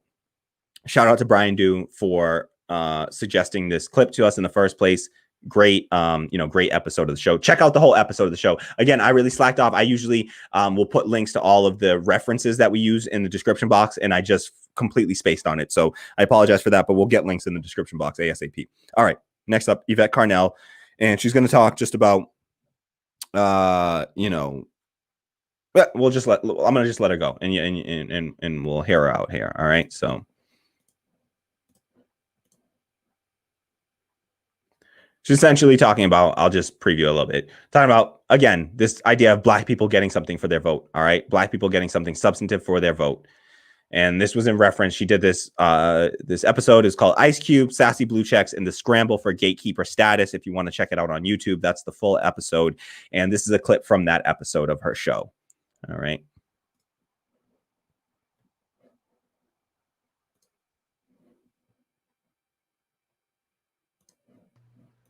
I saw Roland Martin ask another question that didn't make sense to me. Roland Martin said, he told Ice Cube, he said, listen, and Ice Cube pushed back, but he said, Black women don't really mess with Trump. And there's like an 8-point difference between. All right, I got to pop out of that because I just realized I jotted the notes for the wrong clip there. So this clip is actually in reference to, so give me one sec. I'm going to pull that up again. Give me one moment. But I just want to preview it properly. So this is what we get when we do the live show. All right. I told you I would screw that up. I promised you. So now we're this is actually shifting gears here. So we're going to shift gears a bit. All right. So now you guys see, I don't even have to be high and I still screw it up. All right. I still managed to screw it up even when I'm not high. All right. So might as well have lit something up before this damn show. All right, because I'm acting like I did. All right, so I apologize. I deeply apologize for my stumbles there. All right, let's do. I'm just so off right now. This threw me off my game. Y'all threw me off my game with all that support. All right, it blew me away. All right, y'all blew me away with that. So you threw me off my game. I appreciate y'all so damn much. I can't even describe. All right, so all right, let's talk about. All right. No. Okay. I want to do this way. All right. Yes. So we're going to cut to the issue. So I wanted to talk about this issue of, this is another narrative that I've been seeing going around right now. And I've seen this narrative of people talking about, Black men not having, so in this election so far, what we've seen from exit polls have indicated that Black men voted for Trump at around a rate. 80% voted for Joe Biden, 17% voted for Trump, 3% voted for other folks, third parties. And so I do think that 3% is significant actually as well. That 3% voting for third parties, that's going to be mostly Green Party, I'm sure. And so 3% voting, third party is significant. All right. So, but you have 80% for Biden, 17% for Trump. That's a shift of about, it was about 11% last election, 10 or 11% last election, black men voting for Trump. Black women voted at, I think it's like, 5 or it was like 7% or something like that. So black women voted at about half the rate, for Trump as black men. And there's been this narrative of like, black men are the weakest link, and black men are the problem here, and we need to, I've seen this from black women, if I'm being honest. I don't want to call out names right now. I don't have the need to call out people by specific names, but a black activist and political entity in the state of Massachusetts, posted something on Facebook saying that, essentially calling out black men, saying how black women showed up, they did their job, but black men, they didn't do what they were supposed to do. They didn't come out and vote for Joe Biden, because apparently that's what black men are supposed to, that's what black people are supposed to do. The assumption is we got to vote for the Democrat. We got to vote for Joe Biden. And if you don't do that, you're doing something wrong. Right. So it's somehow you haven't done, your job essentially. And we'll talk more about that soon. But there's this idea of, that this assumption and that, this narrative that, it's black men, you gotta, you didn't do what you were supposed to do here in this election. And I'm really frustrated by that narrative, because it's, it ignores it doesn't ask the question, well, why is it that so many black men, ended up voting for Trump? What is it that appeals to them in Trump that the Democrats are not appealing to, right? Because there's got to be something there. And so it's a voter blaming tactic, where instead of looking at, I just always look to the politician, and the blame for me always lies at the politician's feet, right? It's the politician who didn't do their job to bring in these black voters. And that's the real issue. So that's, let's first listen to this clip of Yvette Carnell, and then we'll talk some more about it. So Yvette Carnell is going to talk about this narrative happening here. And this is her talking about this before the election. So she's really referencing it more so in regards to polling at the time, indicating that this is how black men were going to vote. And also the vote in 2016 from black men being, I think it was like 2 to 4 times how many black women, the percentage of black women that voted for Donald Trump. So it's significant, but let's take a listen to Yvette Carnell discussing that, and then we will come back and discuss ourselves.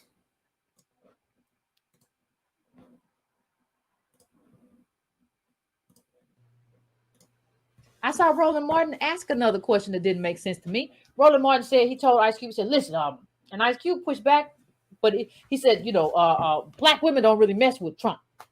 And there's like an 8-point difference between black men, how black men vote, and how black women vote. Now, it's still overwhelmingly Democratic, but there's an 8-point difference between black women and black men, as if that's the problem.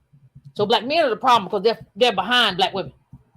That's the problem, because black women don't mess with Trump, and black men do, like, too much. And Ice Cube said, understandably, like, well, why is that? Why haven't the Democrats won that back? Why is that space open? But you're asking the wrong question. Don't ask why there's an 8-point difference or whatever between black women and black men. Why don't you really talk about who gave the election to who?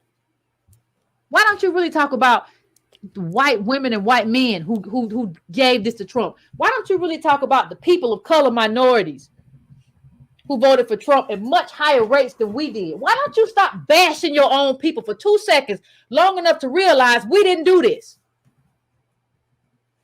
And we don't owe nobody nothing like this. Even when you look up the Indian vote, not Native American, the Indian, when you look up that vote, Indian American, they got like a sizable vote going for Trump. Why don't you talk to them? Because you scared. That's why. You get on TV and you can talk tough to us and cuss and fuss and act a fool, but you would never say, listen, you would never say the problem is not Black America. The problem is not Adolf's America. You would never say the problem is white women, white men, and these people of color groups that go They go like 30% sometimes. Look at the Latino vote. You would never say the problem is they vote for Trump in numbers than we ever have. You would never call them a count. And when you don't do that, I call you a coward. You spend way too much time bashing us when we ain't got nothing from these people and they got everything. We get piecemeal accommodationist nonsense and they get everything. You need to look yourself in the mirror, Roland Martin, and all of you gatekeepers who are trying to maintain position, because them days is over. All this gatekeeper stuff where you get to run and shuffle in and talk for a little while. Well, it made sense to me. I thought it was all right. It looked okay to me. And you run off. That's over with. Ain't no more that gatekeeping stuff. You don't have no wind at your back. You don't have no people. You don't have no agenda that's specific to us. And everybody knows it. And nobody's doing that universalism no more. We are finished. We had a very specific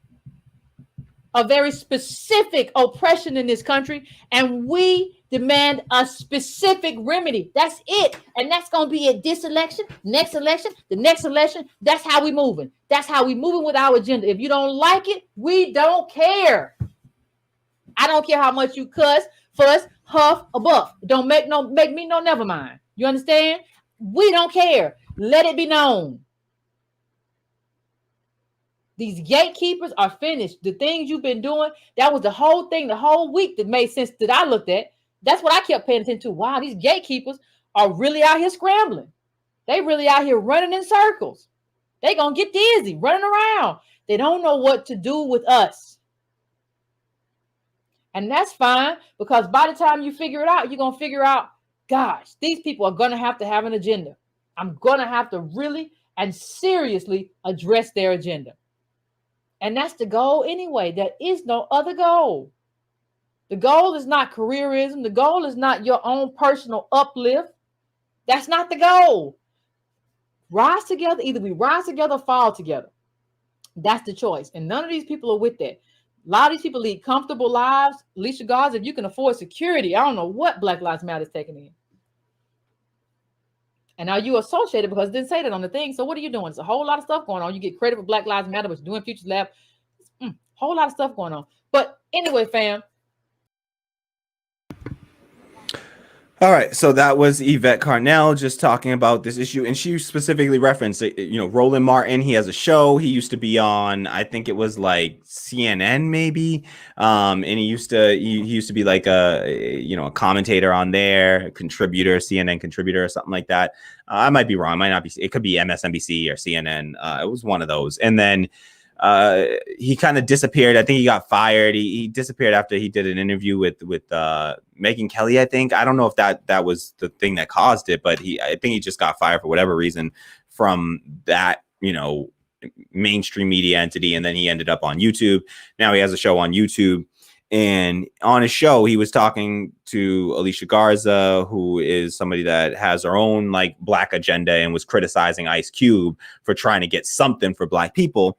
And, she just talks about, she pointed out the fact, I think that it's important, and I'm going to highlight some more. I'm not interested in blaming other people of color groups. I don't think that they're the problem. The reality is that white people in this country decide who the president is. All right. White people decide. And we're going to see some numbers from the exit polls from this election. We're going to take a look at numbers from the exit polls from this election, and we're going to see how that bears out. Who's really responsible for, getting Donald Trump elected, or for this, for not coming out big enough for Joe Biden, who's really responsible for this narrow victory that Joe Biden might squeak out, who's really responsible for that, who didn't come out and vote the way that they were supposed to. So we're going to take a look at that. But, she points out that a few important things, I think it is important to note that, as the numbers show, 13% of Black men voted for Donald Trump. 32% of Latino men voted for Donald Trump. That's nearly 3 times the rate. All right. So nearly 3 times the rate of people, voted for Donald Trump. So to talk about Black men being the problem, it just completely ignores. But more so than that, much more than Latino men, you got white men, who overwhelmingly voted for Donald Trump. So, to talk about let me just pull that up. White men, 62%, 62% of white men voted for Donald Trump. So, to talk about, and 52%, a majority of white women voted for Donald Trump. So to then talk about these marginalized groups who make up a small fraction of the percentage of the population, and to place blame on those groups for not getting the, Joe Biden, the, a segregationist, white supremacist, the originator of the crime bills that created the mass incarceration issue in this country, and expect black men to go out there and vote for him in droves is just a fool's errand, and is ignorant, and it's disrespectful, and it ignores the fact that these people have a real issue and a real reason to not come out and vote for the Democrat, but they still overwhelmingly do. And apparently it's not good enough. It's not good enough. But so she talked about all that. I thought that was really great. I want to bring in, I just want to show you, that this narrative is not just, it's out there. This narrative is out there and it's prominent. And so I want to show you also just this idea that black people owe their vote to Democrats. This concept, this captured political capture, and this concept of political capture. I want to show you a tweet from who I believe is sort of a centrist kind of person, liberal, centrist, black guy on Twitter. He's a blue, he's a blue check. This is blue check Twitter. So his name is Marcus H. Johnson. He is a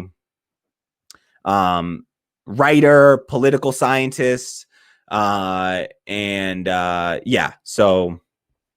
a writer and a political scientist. Again, I believe he's kind of centrist, just based on the series of tweets that I read from him, and I didn't read too much because I could only take so much of his bullshit. So let's take a look at something that he tweeted out day after the election, and I just want to show you what kind of that this narrative is prominent and it's out there. So this here is a tweet from Marcus H. Johnson, and it says here, I hope you can see that. So, the underrated story of 2020. Black voters came through for Democrats. 90-10 split and huge turnout in cities. 90-10 split and huge turnout in cities Dems needed to be competitive. The black male Trump voter was a mirage. The old rappers were irrelevant. Black voters did their job. So I'm going to keep that up on screen for a sec, and we'll talk. Let me see. No, that's too small. All right. So I'll keep that up on screen while I talk for a bit, just so we can continue to reference it. But, here he talks about those last three sentences really, really pissed me off. All right. So first he says that the black male Trump voter was a mirage. All right. Let's be real. It was not a mirage. 17% is a significant percentage of our population, all right? And it is not a mirage. We do not need to erase those voters out, all right, and erase the pain of those voters. What would lead a black person to vote for Donald Trump? Think about the pain they must be. Now, I'm sure there's a set of them that are just like these conservative, Republican. They're well off. They're doing all right. There's a set of them.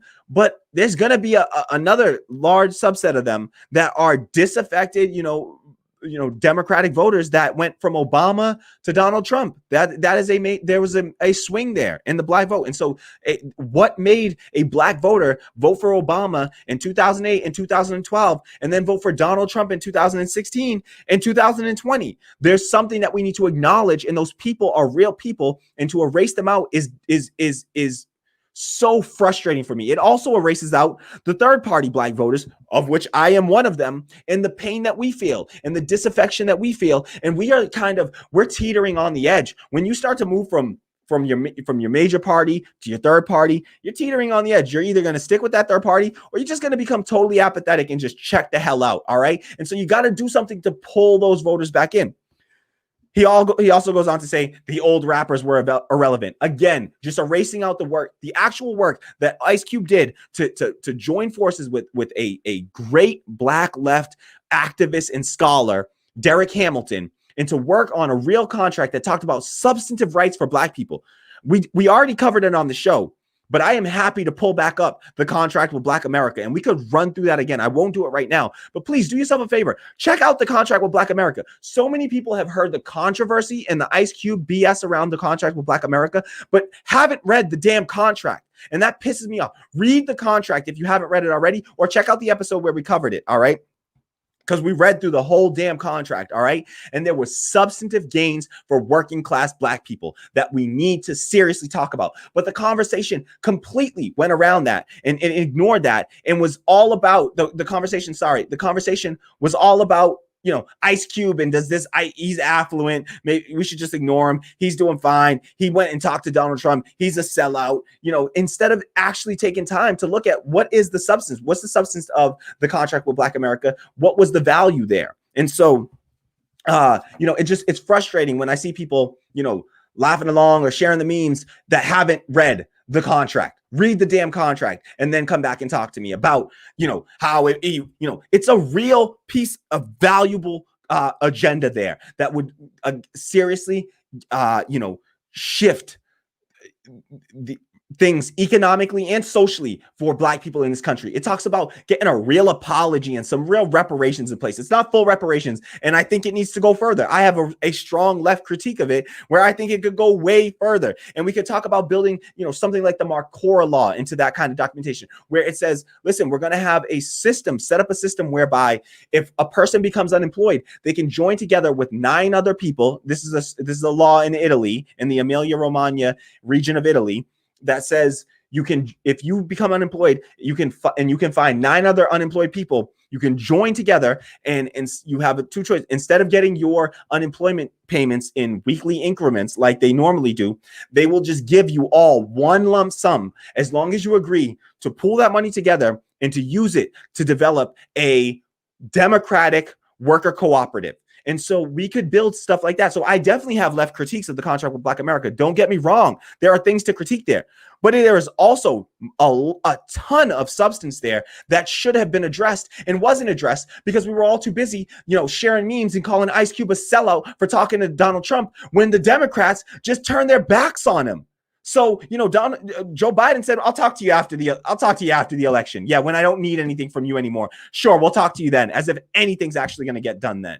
So, all right, I'm going to try not to rant too much because I got one other clip I have to get to because it's you know, oh, before I do, there's one last piece of this tweet that we need to take a look at. And that's that final line that really, really pissed me off. He ends this by saying, you know, Black voters did their job. All right. Did their job. Apparently, it is Black voters' job to come out and elect Democrats and Joe Biden, these same Democrats that, as Brianna Joy Gray said, you know, just you know, a little bit ago, as Brianna Joy Gray said, we keep voting over and over for these Democrats and we're getting nothing in return. And we're tired of doing the same thing over and over again and expecting a different result. So, all right. So, you know, the idea that this is our job, it's our job to go out there and vote for Joe Biden, the segregationist, white supremacist who, you know, is the father of mass incarceration in the United States and, you know, continues to hold, you know, student loan debt hostage by preventing us, you know, with his bankruptcy bill, preventing Black and brown people from discharging their student loan debt. This, you know, incredible amount, you know, and that's not the masses of Black people, and that's not going to help every Black person because the majority of Black people never even get to make it to college in this country. So how about we talk about, you know, free public college for all, you know, making all HBCUs, you know, totally free for all Black people, and ensuring that we have enough HBCUs or we build enough, you know, or just say, you know, Black people have free passage to college in this country. Start there. But I think that we should have free college for all, to be honest, you know, and I'm okay with the universal programs in that sense. I do want free college for all. I strongly believe that we should have free college for all, because I know that when you build universal programs in this country, they're the hardest to undo. Social Security, you know, unemployment insurance, those Medicare, Medicaid, those universal programs, you just have to be over a certain age and everyone gets them. Those programs are wildly popular and are incredibly difficult for Republicans to undo. So I do believe that we should do it through universal programs by and large, but I do think that you have to put in special language for and carve out language for Indigenous and Black people in this country, because we suffered, disproportionately at the hands of both parties in this country. So I want to get to one last clip before we'll go through all the comments and we'll chat for a while at the end. So give me one sec. We're gonna check out one last clip. This is going to be from Juan Gonzalez at Democracy Now! He is a journalist who works for Democracy Now!, an amazing outlet. It's a left-wing sort of news hits and news of the day kind of show. They do a broadcast 5 days a week. And it's incredibly informative and valuable, and it's one of the first things that I listen to every morning. So that's where I start to gather my news from. Is Amy Goodman is particularly amazing journalist. Juan Gonzalez and Namin Sheikh are all great, and that's Democracy Now! So we're gonna hear from Juan Gonzalez, and he is also a co-host of Democracy Now!, but he's also a professor at Rutgers University, and that's where he's going to be joining them from in this clip. And he's going to talk about the exit polls from this election and the racial and gender breakdown of those exit polls and what it really looked like. Who really came out in nearly handed the election to Trump here. All right. Who really came out and voted for Trump, and who didn't come out enough for the Democrats, as apparently it's our job to do for Black people. Apparently that's my job, and I didn't know it. Here I am, unemployed, not realizing I had a job the whole damn time. It was vote for Democrats, and it pays not a goddamn thing, apparently. All right. Because I'm still broke, I'm still unemployed, and I'm still technically homeless. All right. So my job sucks. My job sucks. This whole job voting for Democrats, it really sucks. Doesn't pay all that well. Doesn't pay anything. Doesn't pay a goddamn thing. Worst job I've ever had. Let me tell you. Worst job I've ever had. And I didn't even ask for it. All right. And it just turned out I had it. I had it all along. All right. So sorry, y'all. I am just tripping tonight. I just cannot believe people. So let me do this. We're going to talk about, let Juan Gonzalez drop some knowledge on you here, and then we will come back and we will discuss. So here we go.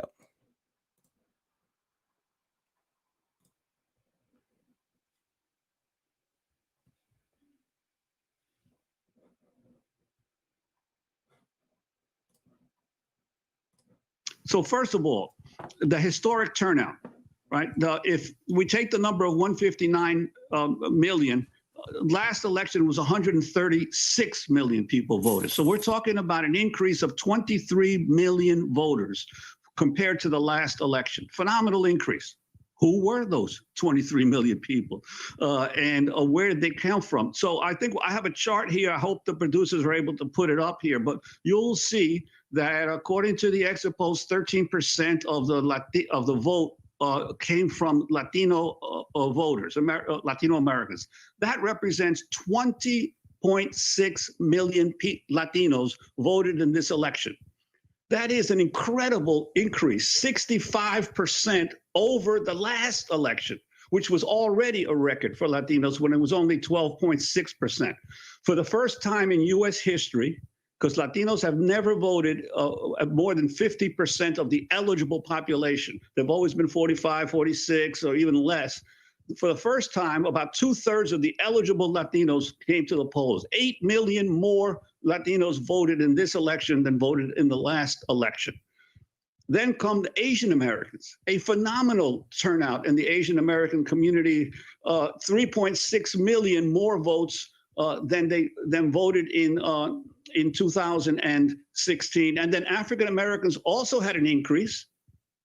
They went from 17.1 million who voted in 2016 to 19 million, about 1.9 million. So that's an increase, but it's not an increase as you might expect after a year or 2 years now of massive racial justice protests and the pioneering candidacy of Kamala Harris, but it's still an increase. So what about white voters, the largest sector of the electorate? but a diminishing portion. In 2016, 100 million whites voted in the election. In this election, 103 million voted, just 2.7 million increase in the total white vote in the country. So the bulk of the increase of the vote in this election came from people of color, largely Latinos. So now people say, well, but there was a slight percentage increase in the among African Americans and Latinos for Trump. Well, percentages don't win elections. Votes win elections, right? And that's what you've got to understand. Would you rather have 70% of 12 million votes, or would you rather have 68% of 20 million votes? The increase has been so large, whereas the percentages have stayed roughly the same, that there was enormous increase in the votes by Asian Americans, Latino Americans, and African Americans for Biden and the Democratic Party. Why was this? And I think the enthusiasm and the turnout of the Latinx community was fueled by 4 years of constant Republican scapegoating and attacks on Latinos, from the disastrous response to Hurricane Maria for the Puerto Rican community, to family separations, and also to the terrible response of the Trump administration to the coronavirus. And it is why Arizona and Nevada and Colorado are likely, it seems, to go for Joe Biden. And what has happened now is that there is a new brown belt voting bloc that is developing in the Southwest that includes Arizona, Nevada, Colorado, New Mexico, and very soon, Texas as well. So the real underperformers in this election were white voters who not only did not have a qualitative increase in their vote totals, they dropped from 71% of the electorate to 65% of the electorate, but they voted in an even higher percentage for Trump this time than last time, or than they did for John McCain in 2008. And this is especially true in among white women. So now, how is this possible, given the years now of allegations of sexual assault against Trump, his denigrating of women, his family separation policies, that white women increased the percentage of the vote that they gave to Donald Trump? What's up with that? Why are all the commentators not dissecting what the heck is going on in white America and with white women in America? Unfortunately, it seems to me, looking at the numbers, there is no gender gap. There's a racial gender gap, in that African American and Latina women are voting so overwhelmingly for the Democratic Party, but not white women. And I think that needs to be analyzed more. And finally, I think the key issue here is that the United States, being the world's prime imperialist power with no real competition, no real adversaries who threaten it, and only China who can compete. All right, so that was Juan Gonzalez from Democracy Now! Just sharing he has already done a deep dive into the exit polling data. He's one of the first people that I know to do so, and what he uncovered there and shared there was pretty, I would say, pretty staggering there. If you want, we'll pull up at some, I can pull up the chart again that he showed there, but what the numbers show from the exit polls, and exit polls are generally accurate. They're trusted. They use the Edison Group's exit polling, and this is the trusted exit polls. There's some range and there will be some difference, but that data won't be computed for months. So this is the best data that we're going to get for the next few months about how this election, what the demographic breakdown of the electorate was in this election. And so this is the best data we got right now. So this is what we got to work with. And what it shows is that there was a tremendous increase for Latino voters in this election. They increased their, it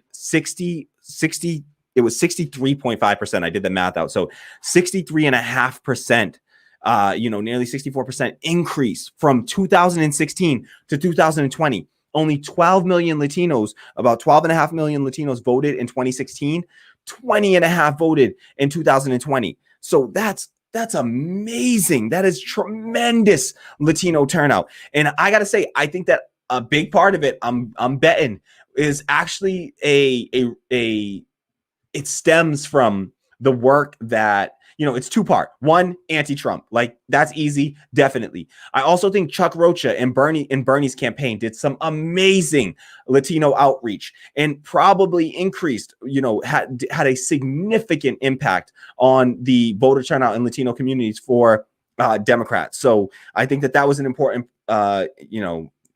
strategy as well. But definitely this is an anti-Trump vote. This is what got people out to vote, was voting against Donald Trump. And of course, that anti-socialist message that the Republicans and Donald Trump chose to run, it plays very well with like Cuban Americans because of the whole, Fidel Castro and they're anti-socialist. They're the people that were like the, plantation owners and the wealthy people that migrated here when the socialists came into power. That's who your Florida Cuban American voter typically is. And it's that messaging plays out well with them, and that's why you see Donald Trump win Florida. Probably, likely, I think that Latino vote was significant for Trump in Florida, and so. But around the rest of the country, that anti-socialist message just does not play well with Latino voters, and there was massive turnout from Latinos. Asian Americans, I mean, this blew my mind. They went from 1.1 million in 2016 to 4.7 million in 2020. That is a 327% increase. All right. So if these numbers are correct, Asian Americans turned out in beyond historic numbers. Like we literally don't have enough black folks in the country to increase our voter turnout that much. Like there's just not enough black people. We already are voting at high enough rate. We could not do that. So what this was absolutely, in my opinion, anti-Trump right there, because of all of Trump's like China virus rhetoric, all of that. Hold on one second. Tammy, can you get that paper out of Simba? We're doing some dog sitting right now. I'm so sorry, y'all. I got my dog here doing some dog sitting, and he just got hold of something that I need him to drop. So, yeah, hopefully he'll do that. You'll hear Tammy in the background there for a bit, trying to get him to drop it. And so give me one sec, y'all. Let me just give me 1 sec while we try to.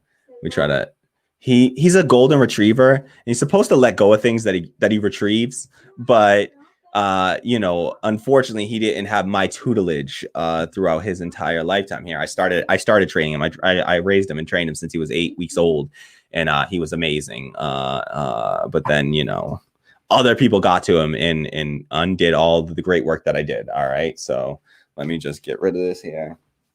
All right, we're back. Sorry. Simba will come and say hi at the end of the show. I promise. We'll have him come over and say hi. Don't worry. All right. So tremendous voter turnout for Asian Americans. And I think there's no question about it to me that it has to do with Simba said he's coming over here right now. All right. So Simba, you want to say hi? Look at there. Oh, look at there, Simba. Say hi to Simba, y'all. Oh, look at that smile. Oh. Okay, no, you don't go under there. Get back. Back up. Simba, back. Good boy. Down. Nope. Down. Good boy. All the way down. Good boy. Nope. Don't you look up at me. Good boy. He's just laying there. When he goes down, he has his head up still. But if you tell him all the way down, he then lays with his head flat, and he'll like put it all the way down. It looks very sad and heart melting. All right. He's going to be floating around here for a little bit. All right. We're just going to have to deal with Simba in the background here for a while. Okay. Telemundo reported that the majority of Latinx for Trump were Cuban. Very interesting. Okay. Very interesting. So I didn't see that data. I didn't see that report, but that is very interesting. And that makes a lot of sense. It makes a lot of sense. How did you get that, Simba? You little. Okay. He finally got it back. I put it over here, way over here. I didn't know that he could sneak. I don't know how he got through and around me. This dude, Simba. Okay, he's got it. What was it? Was it important? No. Okay. Yeah. All right. Yeah. Let him tear it up. Fine. All right. Let Simba do his thing in the background there. So that's incredible, and I did not know that. Thank you for that information, Jalarco. That is really that That makes a lot of sense. That makes a lot of sense. Like we said, the Cuban Americans are going to be more conservative because they're systematically the people that were anti-socialist, they people that hated socialism, they're the type of people that hated the idea of everybody having enough to survive. Okay, so that's your typical Florida Cuban American. All right, sorry, that's how I feel about y'all. All right, yes. So 327% increase in the Asian American vote. And I think that was by and large had a lot to do with an anti-Trump, sentiment from all of the demagoguing that he did against Asian Americans and in particular Chinese Americans, with the China virus and China and the trade war with China and all that sort of rhetoric. I think people stood up and said, enough is enough. I'm going out there to voice my anti-Trump vote. So hold on, Tammy's in the background. This is why we're going to get Tammy a mic. And then the tiniest bit would be Kamala Harris being Asian. Yeah, and she says also the Muslim ban, and then the tiniest bit Kamala Harris being Asian also. I think that also plays a role for sure. You got your first Asian American vice president. I do think that that's significant. She's South Asian, Indian, and so I do think that's significant. So, all right. All right. So, white voters, on the other hand, they only had an increase. The black voters increased 11%.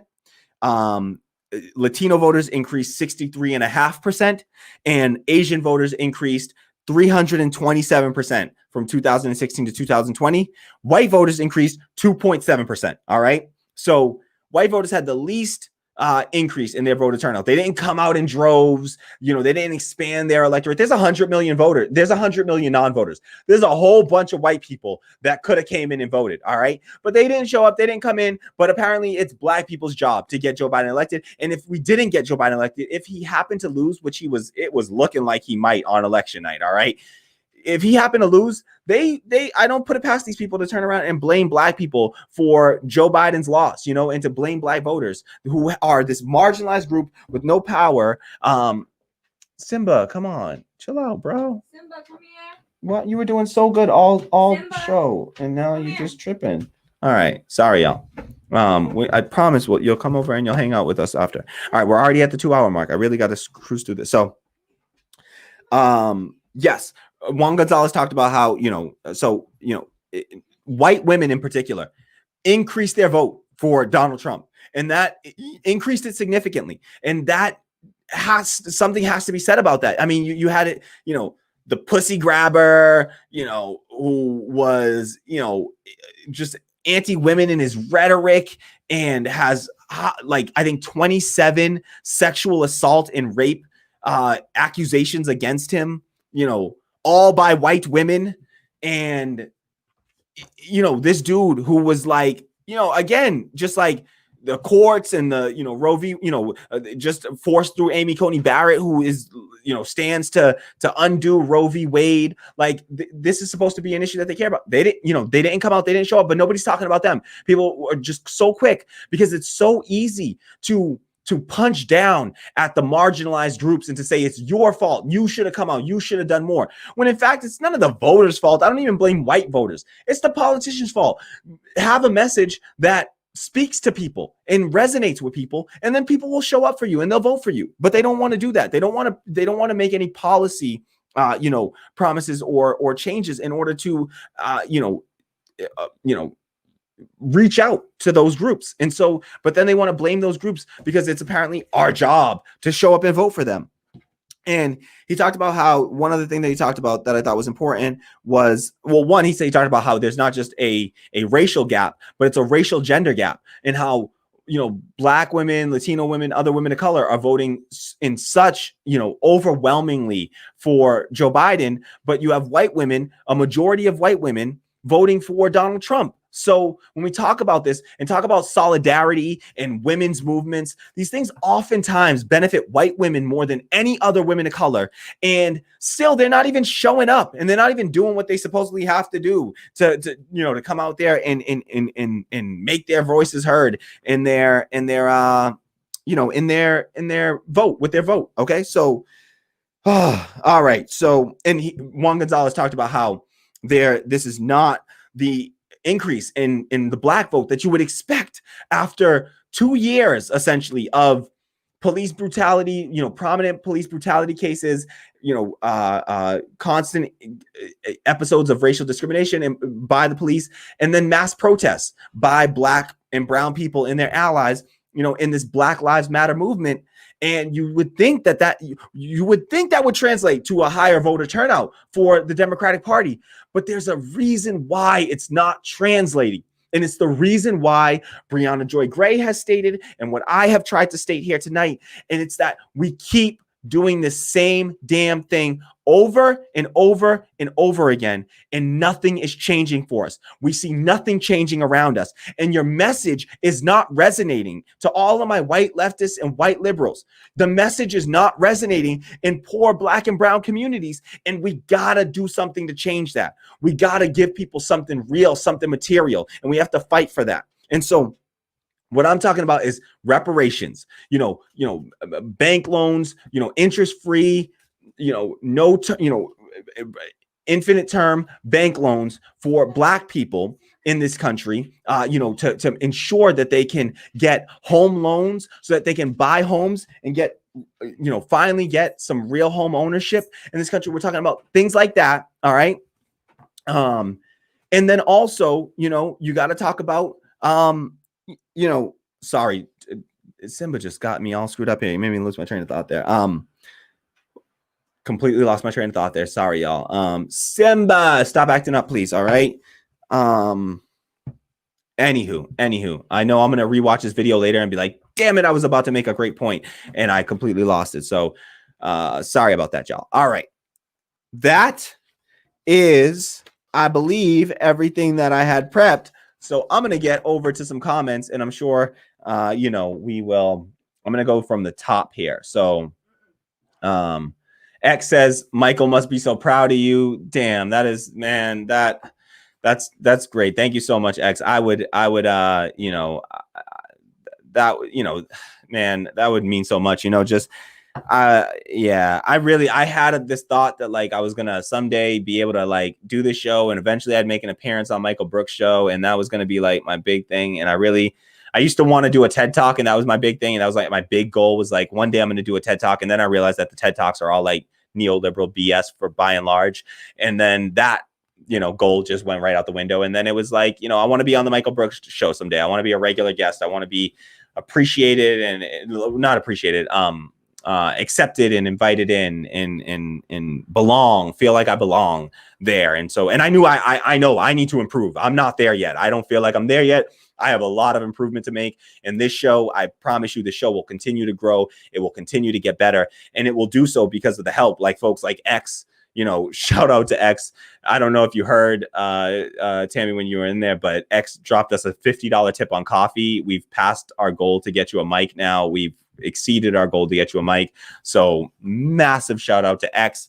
Still, never always remembered as underscores. We'll never forget that. We still love that name, but love X as well. So shout out to X for that amazing tip. Thank you so much. We are going to be getting Tammy a mic, and it's going to be super exciting.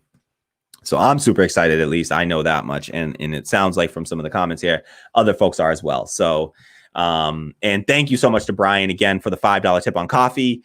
We also got, and also to Jalarco Jones. Thank you so much, Jalarco. Really appreciate that. Jalarco is a new member of our community, and so it's just, thank you so much, Jalarco. Let me know if I'm pronouncing your name wrong, by the way. I love the name, but let me know if I'm pronouncing it wrong. I want to make sure that I get it right. My name is Kamali. I've dealt with that a lot in my lifetime, and so I do appreciate when folks get my name right. But so let me know in the comments, Jalarco, if I'm screwing that up. But shout out to you, and thank you so much as a new patron, as a new comrade in the community for donating like that. That is amazing, and we appreciate you. I think that we said eventually that we would like, if somebody tipped like $5 on coffee, we'll get you an invite to the Patreon community. So To the Discord, sorry, to the Discord, not to the Patreon community. So Jalarko, we'll try to reach out and get you an invite to the Discord community because you tip $5, and we just need our deal. You know, what we thought was like if somebody tips $5 one time, whether it's through Patreon or Discord, you're a member of the community forever. So you know, $5. It's just you wouldn't believe how much $5 means for a small, tiny, independent show like this. What just $5 can do for us. So we appreciate it, and we want to share our appreciation in that way. And so we'll reach out if that's something you're interested in, Jalarko, and we'll get you an invite to our Discord community, our Discord server, where you can chat with us, and you'll see some of these amazing rants from Brian Dew. He goes on these great rants and drops so much information about economics. We just chat in there. We shoot the shit. We, you know, just hang out when we're chilling, when we're down, feeling down, need somebody to talk to because you know, all of the terrible stuff that goes on in the news. And yes, absolutely. So Jalarko, I missed your last comment. I apologize, but Jalarko says you're saying it exactly right, and I appreciate that. Jalarko said, "Damn, you are dropping truth bombs." Thank you. Love the dog there. I love the dog. Simba would love the dog too. Simba's so good with other dogs. Simba is amazing with other dogs. So if that's your dog, awesome. So Jalarko says, "Damn, you are dropping truth bombs. Republicans equals Democrats minus mean tweets." Yes, that is beautiful. Thank you so much. I really enjoyed doing the monologue for the first time, and I'm going to try to do those more, but they require that I write something first. And I struggle with writing personally. It's something that I struggle with. I'm open and honest about that. I'm not great with writing. If you message me, you will know that I'm not always the most consistent person in responding. It makes life very difficult in modern times, but I struggle with my writing, and I got to work on it. It's something that I'm constantly working on, and I will get better. But yes, so I want to do some more of those monologues. Thank you so much, Jalarko, and I'm glad you appreciated that and like that. Thank you. So Mark McKeever says, your segments could be called Kamali's Corner. That's 1K away from being a little dangerous, but but I like that. I saw another one from you later on, and I swear I wrote it down. So I like the other one that you suggested. We'll see that one soon. Yes, that's it right there. So Mark McKeever says another title idea, Radical Rant. That's really good, and I really like that. And so it will probably start it as the Radical Rant until we get a better name for that. I like Radical Rant, so I'm gonna try. I think I'll do that. So we'll call it that. We'll call that segment the Radical Rant. Thank you so much to Patreon subscriber Mark McKeever for the suggestion. You will see that titled on a video. So thank you so much for that. I really appreciate that. It's going down. Jalarko Jones says, I don't know many people who are excited about Joe Biden, but I see a lot of folks celebrating Trump's loss. Yeah, listen, like I'm okay with that. Like my glass half full aspect of this scenario is that I am happy that at least we get to at least those, like, I mean, I've been in incidents where you know, you get like cut off by somebody on the street, and they see that you're black, and then they just shout like Trump at you. Like, I'm like, what it's like the new N-word, I swear. So like I won't miss the fact that like those people will be disempowered. So I am Simba. Hey, come over here, Simba. You want to come hang with me? Yeah, come over here. All right, good boy. So yeah, so yes, I agree. I think that there are a lot of people, you know, and I'm cool with that. I'm fine with that. Like I do like the fact. I'm glad that Trump lost. You know, I am so glad that Trump lost. I'm just mad that Biden won. You know, and you know, Jamiko's tweeted out something to that liking. Jamiko's another one of our Patreon supporters and a brother from another mother of mine. So yes, I think that's fine, and I think it's okay to celebrate Trump's loss, and I think that it is a thing to celebrate. It just I can't. It's hard to celebrate a Biden win. You know, it's just like that's not something I can celebrate. But I do think that we'll get that small thing. I don't think, like I said, that Trump's going away completely, but I do think that it will disempower some of his supporters. Simba, come. Yes, good boy. Okay. Hang out. Jalaco Jones says, Tim is great. I saw him with Lee Camp in Columbus, Ohio a couple of years ago. That's awesome. I don't know if you're from Ohio, Jalaco, but that's dope because that would mean that Nina Turner was a state senator of yours as well, which is also dope. And I love Lee Camp. I haven't used him in any segments on the show, but I love Lee Camp, and I definitely intend to use some clips of Lee Camp's on the show. And Tim Black is awesome. Again, full disclosure to anyone who doesn't know, I am a content editor for the Tim Black Show. So I am biased a bit when I talk about Tim Black. That's my boss. But yes, so Tim Black, the Tim Black Show, I do content editing. I do some video editing for them. So just full disclosure. I want to share my bias out there, all out in the open. And yes, I agree. He's great. He's a great voice on the left. He's where I hope to be, 5-10 years from now. So he's where I hope to be. And I just hope that we're doing this show from socialist America by then. But I think it's gonna be a longer fight than that. So unfortunately. X says, have you ever seen Sassy Justice? Check it out sometime. I haven't seen Sassy Justice, and I will check it out sometime. I will jot that down. Sassy Justice. Okay. I will check that out. Is that like a YouTube? I imagine it's on YouTube, so I'll check that out. All right, Sassy Justice. X says, damn, bro, you right on with this Biden rant. And also says, thank you so much for that. I appreciate that. And then also says, hi, Tammy, thanks for holding it together. Yes, absolutely, appreciate it. Tammy is back. She's super producer, is in the building, and we got Tammy handling business in here, so appreciate it. X says reparations. Yes, let's talk about some real reparations. X also says going off. Awesome. Love it. Yes, I love it. I enjoy it. I needed a place to vent. So thank you all to all of y'all for giving me a place to just vent this to. I was feeling, Simba knocking the camera around now. Simba, you are just a troublemaker. Tammy's going to fix that real quick. Yep. Perfect. Oh, this guy Simba is just troublemaking right now, y'all. I am telling y'all, he is just all over the place. He's under the bed. He's knocking over the camera. He's doing everything that he can to just make some trouble. He wants to be noticed. He needs attention. So we'll give him plenty of attention after this. I promise you. I love that dog. I love him. All right. I freaking love him. All right. And so Jolly Yeholiver said Obama stop Bernie. Yep. We talked about that earlier. Absolutely. X says, way to shout out the natives. Absolutely. I try to constantly remember to bring other marginalized groups into the conversation when I talk. I want to constantly be trying to bring them in because indigenous people, they don't get to have the same voice as even Black people in this country because they were so thoroughly disenfranchised and destroyed by white colonizers. All right. And so we got to constantly remember that and never erase that. And we have to stand in solidarity and be in a megaphone for the indigenous communities, because it's treat others how, do unto others as you would have others do unto you. Right. And I would want that I want that from white people. I want white people to recognize us in the same way that I try to recognize indigenous people. And so we need that. We need that solidarity. And so if I'm asking others to do it for us, I want to make sure that I'm doing the same for others. And I would want the same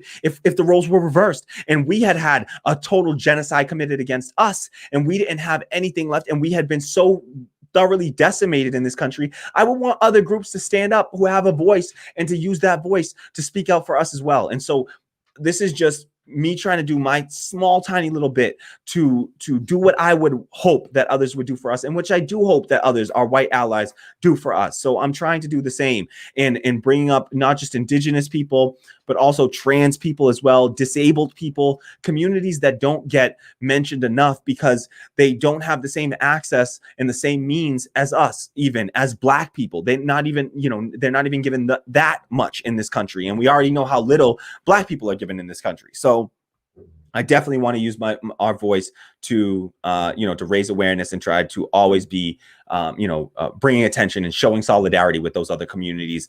It's absolutely critical. We all must do so as much as we can. Use our platforms to try to, bring about, and use them to build a united left and to build solidarity for all working class people, especially those most marginalized in this country. Thank you, X, for that comment. I appreciate that. What Up America says it's such a farce. Most of these Democrats have horrible approval ratings in office, so they are losing centrist voters down ballot as well. Yeah, it does. It must be said that the Democrats lost seats in the House. We lost 5 seats in the House. All right, so Democrats did not do great in this election. We lost 5 seats in the House, and we didn't pick up enough seats in the Senate to flip. Ooh, Simba, hey, settle down. Come over here. Come. Good boy. Settle down, okay? Settle. We're paying attention to you. We love you. You're loved. You're loved. Okay. So I agree, and these Democrats, they have, the Congress has horrible approval rating. These Democrats have a horrible approval ratings in office. And so they're shedding voters left and right, and center, as What Up America pointed out specifically. So X says, America divided practically right down the middle, just how they like to keep it. Yes, that was such an important point. X, this is such an important point. And I needed to point this out, and I mentioned it other places, but if you look at the vote totals, you look at the way that we split even in the Electoral College, you look at the way that the vote split, it's still about the same difference as 2016, even though this was historic voter turnout. Donald Trump was down, lost the popular vote by about 3 million votes. Now, of course, in a real democracy, losing the popular vote would mean you lost the vote. But of course, we got our Electoral College here in our sham democracy. And so, but this is important. Half of the people that vote in this country voted for Donald Trump, pretty much, about half of them. So we got to recognize that there is a large set of people in this country that stand in the way of, they are totally against us, and the country is totally divided right now. It's about a 50-50 split down the middle. And so, and it hurts me to say this honestly, but it's like when half of the country is supportive of somebody like Donald Trump, when you got half of the country supporting Donald Trump, that means that half of the country does not care about people like me, and people like in my communities and folks like me. So that's half the country there. All right. That just these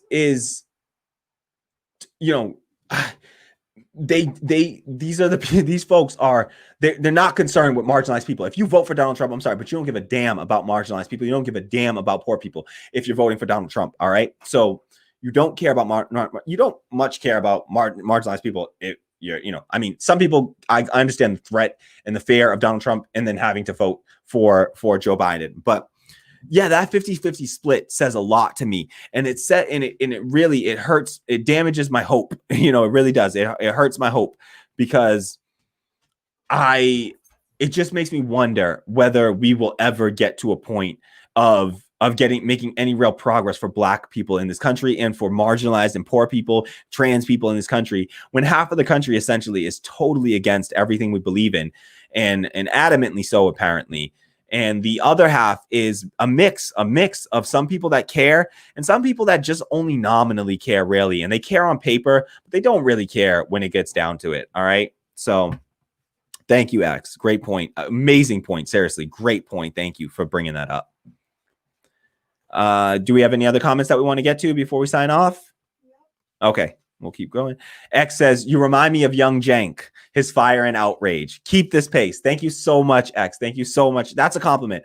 Cenk has taken some turns that I'm not totally 100% supportive of, but I really do. Cenk is part of my political journey. He brought me along to the left, and I absolutely, love young Cenk and love early Cenk, and that fire and that passion that he brought were just, it motivates me. It's something that I certainly am influenced by. And so I absolutely love that, there's a rant by Cenk when he just went off with the New York Times paper, and he's there next to, I'm spacing on the dude's name. I haven't watched TYT in so long, but X says Breonna was on fire. 100. Yes, she was.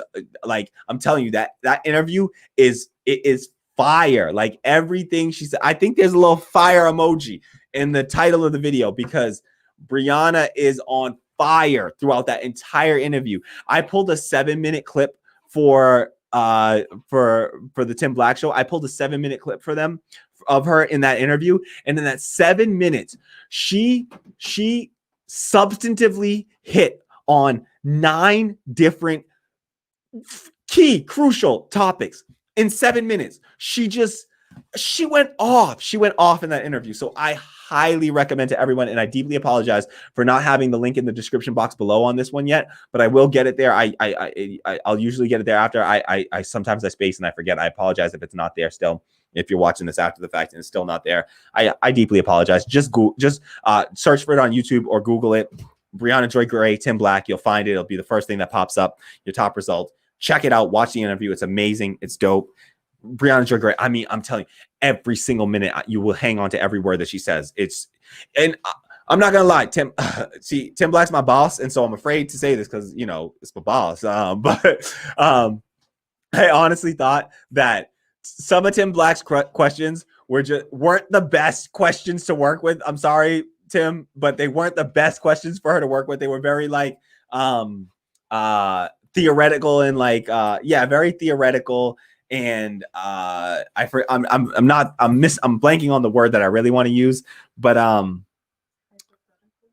hypothetical. Yes, they were these hypothetical situations that he was posing that I don't know if that's the easiest way to the easiest question to answer. They were difficult questions to answer, but she turns. You don't have to be Tim Black's a great interviewer, by the way, and it was a great interview, and he's a great interviewer. But where is it? Simba, stop it! Simba, come here. Simba. He's got a napkin now, y'all. He is a mess right now. I gotta. We'll wrap up soon, but Brianna was on fire, and it was dope, and you should definitely check out the interview. All right. Mark McKeever says, nice. Congrats on the mic. Next goal is a mini fridge. Road to 2K. I mentioned that at one point. I need a mini fridge here. I got a warm drink right here, but yes. Brian Dew says, looking forward to hearing Tammy. Brian Dew, you have been going off in that Discord server. Thank you so much for all your comments, all your contributions. It's been awesome. Love having you in the community. Really do. Hope you never go anywhere. We really love and appreciate you. And so thank you so much, Brian. We'll try to have you on the show sometime if that's something you're interested in. So I'm sure the community would love to hear from you too. So, and we love hearing from our Patreon community. So we'll have to make that happen. If Brian, as long as it's something you're comfortable with, Brian, we'll make it happen. And I am so excited to get Tammy that mic. I'm super excited. She is giving me a look that's like she's not as excited, but she's trust me, she will sprout her wings here on this show, and we're gonna get our audio first, and then we'll work on a camera eventually, and we'll get her on camera. I told you I will slide over and I will share this desk. There's a nice big spot here for Tammy, and we can do a Blasian show. Blasian left. She is giving a massive thumbs down right now. She does not appreciate the racial rhetoric. All right. So she's vigorously thumbs downing that idea. All right. But there's no Blasian left podcast. All right. Let's be real. All right. So we would be very freaking unique as the first leftist Blasian podcast. All right. So if y'all don't think that that's a dope idea, don't tell me in the comments, all right? But if you think it's a good idea, mention it in the comments, all right? The first leftist Blasian socialist podcast, all right? Or leftist Blasian podcast, all right? Independent media, support us. Love it. Thank you to Tammy for all the work that she does, and I am super excited to getting Tammy into the show because I'm telling you, her freaking insight is incredible, and it is very valuable. And I've learned a ton from Tammy in the short time that I have known her, and I look forward to learning so much more from her in the future. So, all right, next up we got what up says Tammy, go it, but I think that was a typo and got it, get it. It's one of those. All right. So I think what up's maybe chatting from phone, maybe, or Jalarco Jones says, yay, Tammy. Awesome. See the support. Solidarity comrades from Jalarco Jones. Absolutely love it. Thank you so much. Jalarco, for the tip. dude, thank you so much. Really deeply appreciate that. Really, really, really, really. Thank you. And yep, Jalarco Jones says, when we read that comment earlier, but I love it still, so I want to read it again. Jalarco said, I gave using coffee. I'm pretty stoned, so it was like a whole ordeal, which is awesome. Like, thank you so much to Jalarco Jones. In honor of that, I will get super stoned for you after the show. You know what? F it, I'll get super stoned for you right now. Like, let's start up right. Oh, where's mine? Damn it! What happened to my? Where's mine?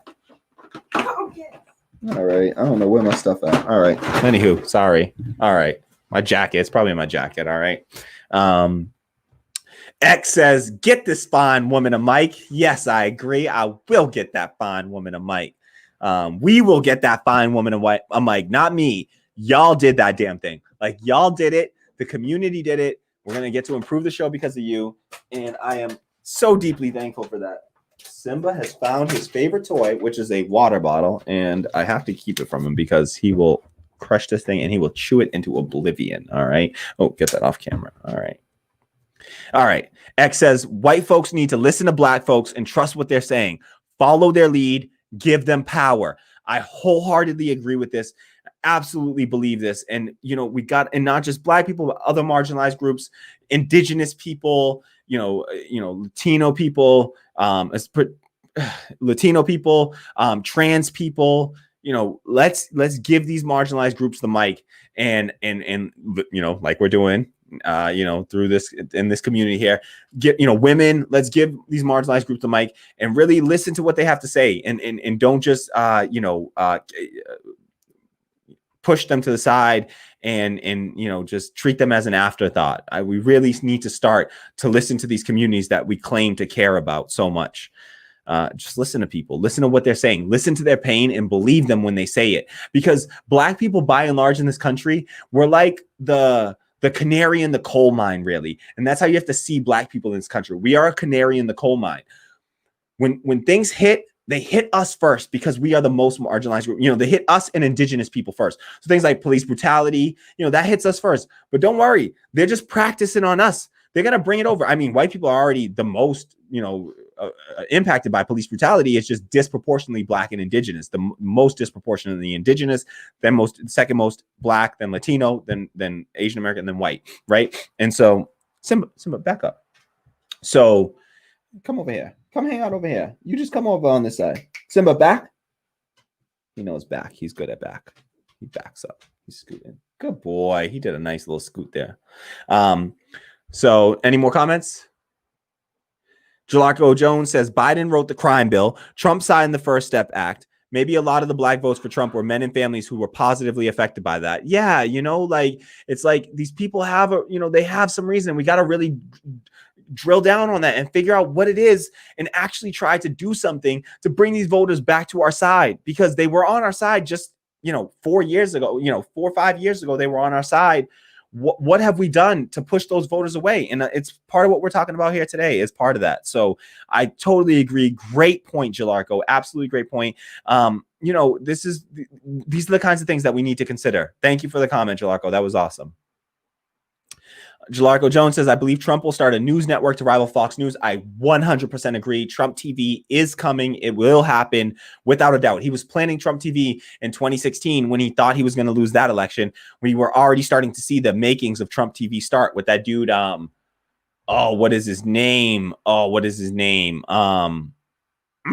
He was doing the Trump TV. I forget his name right now, man. I'm glad it's been so long. Jalarco Jones says, imagine a 3-hour block of news hosted by Eric Trump and Pat Robertson. Jesus Christ. Please don't make me imagine that, Jalarco. Why did you put that thought in my mind? But yes, I do believe that Trump is going to create a rival news network where he'll bring some of the Trumpists from Fox News over to that, I believe. I wouldn't be shocked to see I don't know if he can afford a Tucker Carlson. I'm not sure. I don't think he can afford a Tucker Carlson, to be honest. But they'll be hand in hand doing their work. So, but I absolutely 100% agree with you, Jalarco. I definitely think that we're going to see a Trump TV, in the wake of this election. We are going to start to hear about that more and more. X says, whoa, that is incredible. listen, my boss, you didn't see this, but X says, with all due respect, I think you're better than Tim Black. Damn. That is the compliment of the highest form. I do not believe personally that I'm there yet, but I deeply appreciate the comment. That's amazing. That's incredible. I love you, X. You're amazing, dude. You are freaking amazing. I hope I can get there someday. We should all be, slightly competitive in that way, but I want to cooperate and I want to work with Tim Black. And I hope that we can build some Black left independent media, not conglomerate, but I don't know what the hell, a nice word for conglomerate, cooperative. I want to build a Black independent media cooperative. And that would be my ultimate goal is to and not just Black left media, but to start it as a Black left media cooperative and to extend it out to any of our allies, whoever wants to join in that. I just want to make sure that we center Black Indigenous groups within that. So I would love to build something like that. And I am honored, so honored and humbled by what you just said there, X. Deeply honored, deeply humbled by that. Wow. I appreciate that. I hope to get there someday. I definitely don't think we got to work on our whole production of the show and all that sort of stuff and make that better. Tim Black is leagues ahead of me. He's been doing this for 8 years. I do not want to disrespect this man in any way, not just because, I work with him or for him or with him, but because I truly do have the utmost respect for Tim Black. Love what he does. He's an inspiration for the show. You can go listen to my intro video when I first started the show, and you'll hear me mention him as one of the leftists that I just want to be a part of that left group. And I hope to someday be, worthy of that. And I hope to someday ascend to that level where I can actually make it there. But I know I have to keep doing the work and work with the community and try to build community and do this together and do it democratically and as democratically as we can, because I want to not just be, I want to be a part of the solution, and not, because if you're not a part of the solution, you're part of the problem. And I definitely want to be part of the solution. So working on that every day. Thank you so much, X. Just speechless from the comment. Love that. Love you. Thank you. Appreciate that. And I definitely take into heart. I deeply appreciate that. Wow. Yes. Check out the link there's a link in the chat now for that Brianna Joy Gray interview. So if you want to check that out, and you see that title there, that flame is no joke. That interview is fire. Okay. That interview is fire. Definitely check it out. Don't Blame Voters featuring Brianna Joy Gray. And that's the Tim Black interview. Check it out. All right. You'll love it. You'll appreciate it. You'll enjoy it. All right. Definitely check it out. Links in the chat. All right. Just click the link in the chat. X, we got to that. Yep. Michael must be so proud of you. Oh, that's awesome. I told Tammy, I was like, oh no, we already got to that. She was like, no, I know. I just wanted to show it again. That's awesome. I love it. Yeah, that is so, y'all were here when most of the folks here were here when I did my first live episode of the show. And it was the night that we got the news that Michael Brooks had passed suddenly. And it was like a lightning bolt through me. And it just it shocked me into action, to be honest. And so he is a massive inspiration for the show, Michael Brooks. And I hope to, be a part of the left group that has to fill his shoes, because we have to do it. It must be done. Those are some massive shoes to fill, and no one person alone can do it. But I do think that together, building a cosmopolitan, left is the vision that Michael Brooks had. And I think that, that's something that I want to continue to try to build on. I'm building a united cosmopolitan left.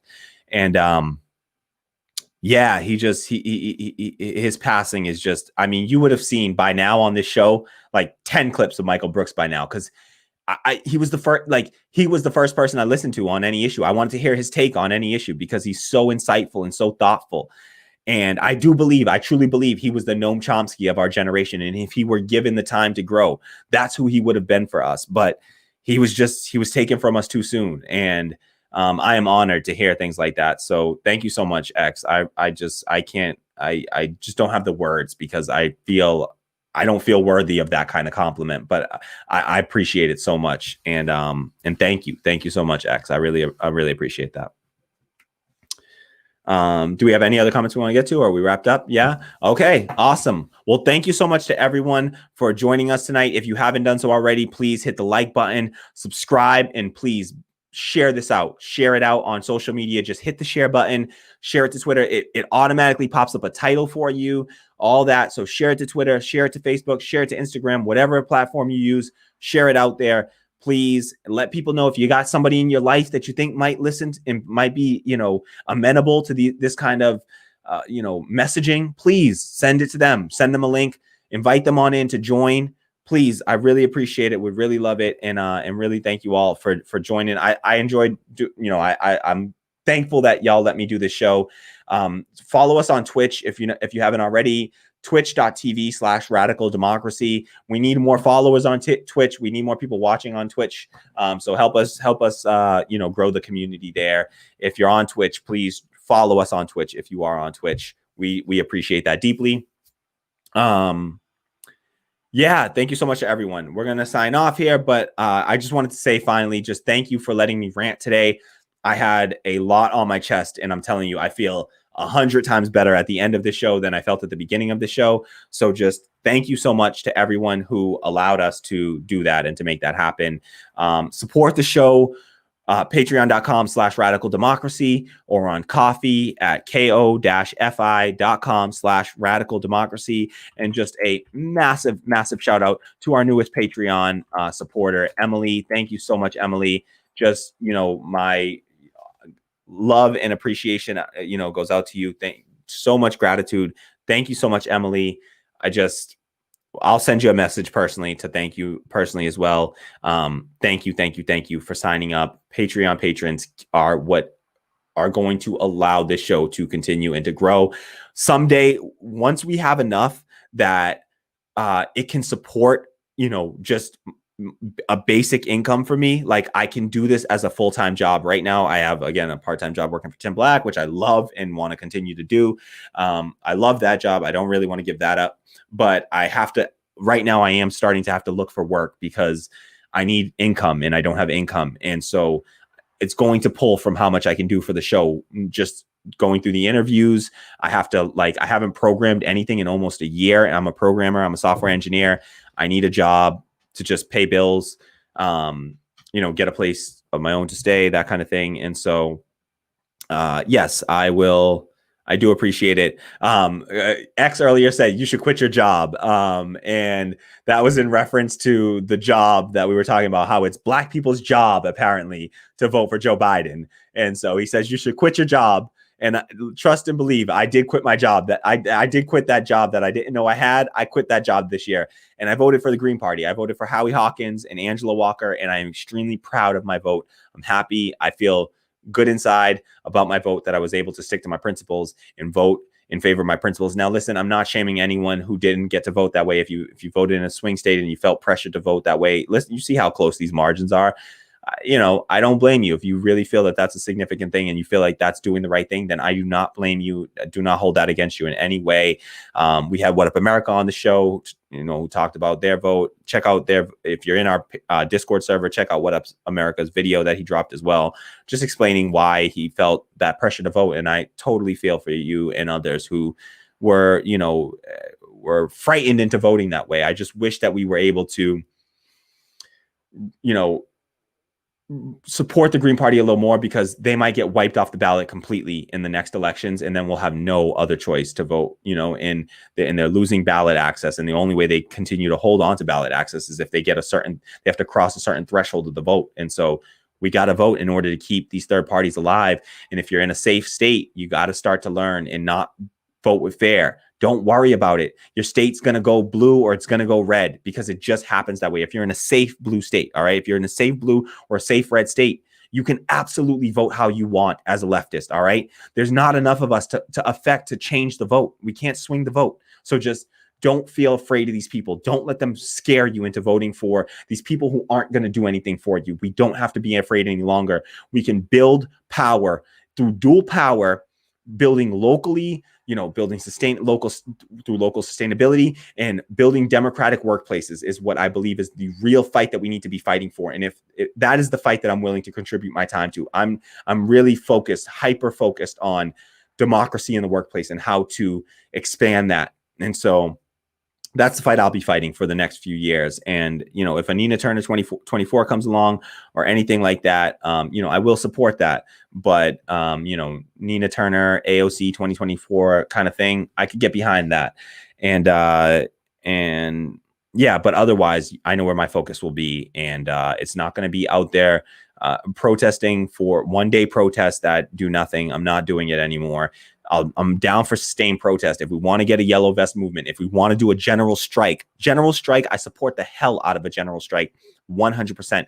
You tell me about the general strike, you tell me about a yellow vest movement, I will be there. I am excited to be there. I desperately want to be there. So, you know, just please, you know, just when y'all are ready on the left, like I'll be there. We'll be out there. So to all my liberal friends, when you're ready for sustained protests, then I'll be out there with you. Anything short of that, this whole like get these Democrats elected bullshit, I'm done. I'm fucking done, and I'm not doing it anymore. So don't bring that to me. Like I'm done with it. I've done it over and over again, and nothing's changing. Things are getting worse, in fact, and I'm tired of doing the same thing. So don't hit me with that tired ass line of we just got to do it because, oh no, the Republicans are just so scary and they're so dangerous. They're both dangerous. They're both a threat to my life, and I'm sick of it. I'm tired of it. So all right, we're gonna peace on out.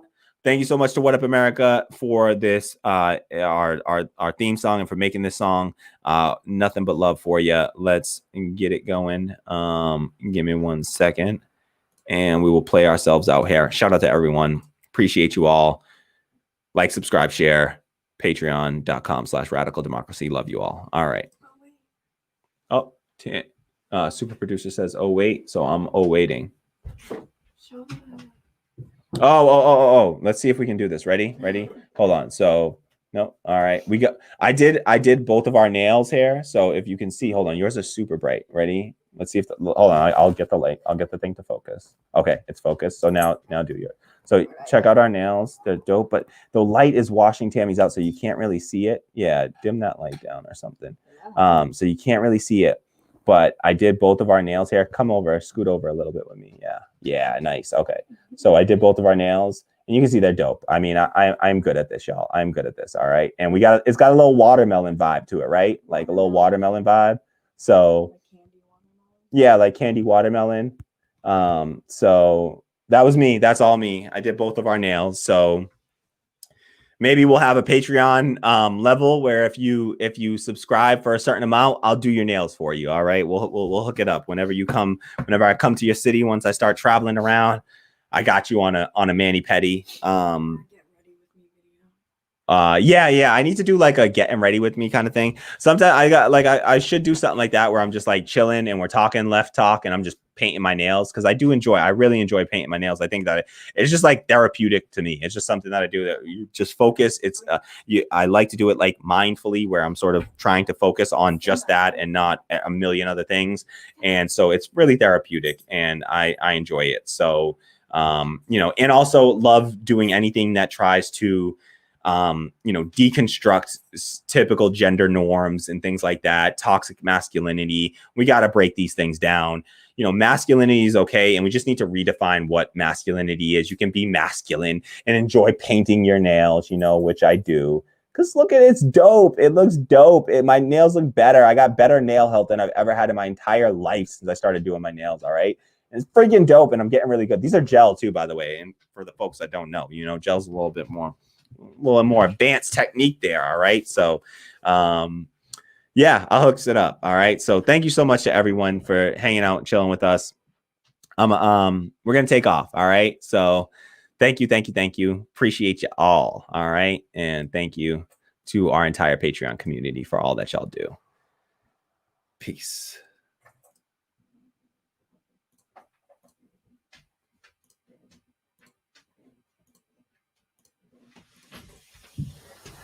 People you talking about, they spent money on white women. They set up bars and they went playing pool and golf for $1,000 a hole. And they were known to make millions and millions when there wasn't no high taxes. And they were not hindered by white America. They were allowed to see the white America is completely closed all the doors on me. I'm not allowed to work in America, out of America. I was stopped right in my prime just when I started making money. So you can't compare me with nobody like like Joe or nobody. And if you are black, if you are brown, if you are indigenous, and if you are poor, this system is rigged and it is worked to the core, and we gonna unbreak it. That's it. And that's all.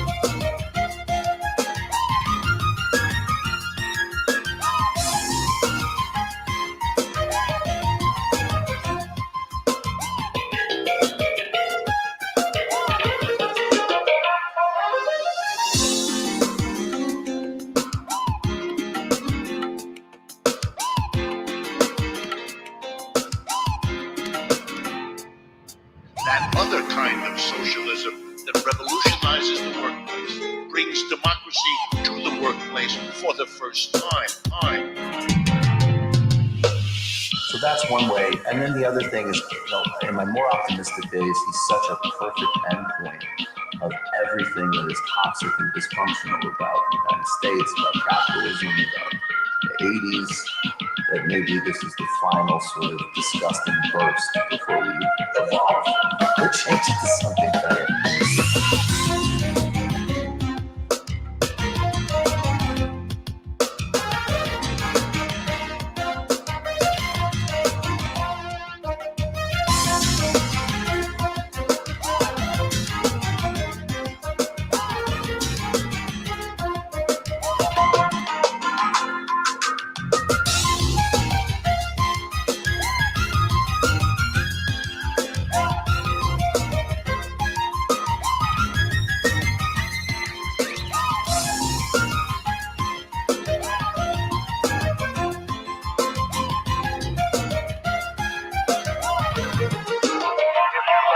Talk about some things about why we need a new party. So I thought that'd be a good way to kind of do this. Why do we need a new party?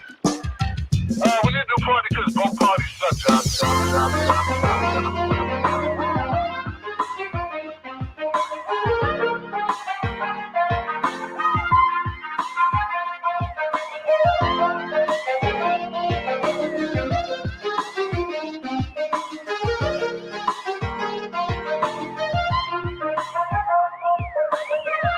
What are they talking about? Fortified. Are you fortified for the long run? Do you have your cemetery clothes on? Are you coffin ready to live and die for something bigger than you, like a fundamental transformation of a capitalist civilization?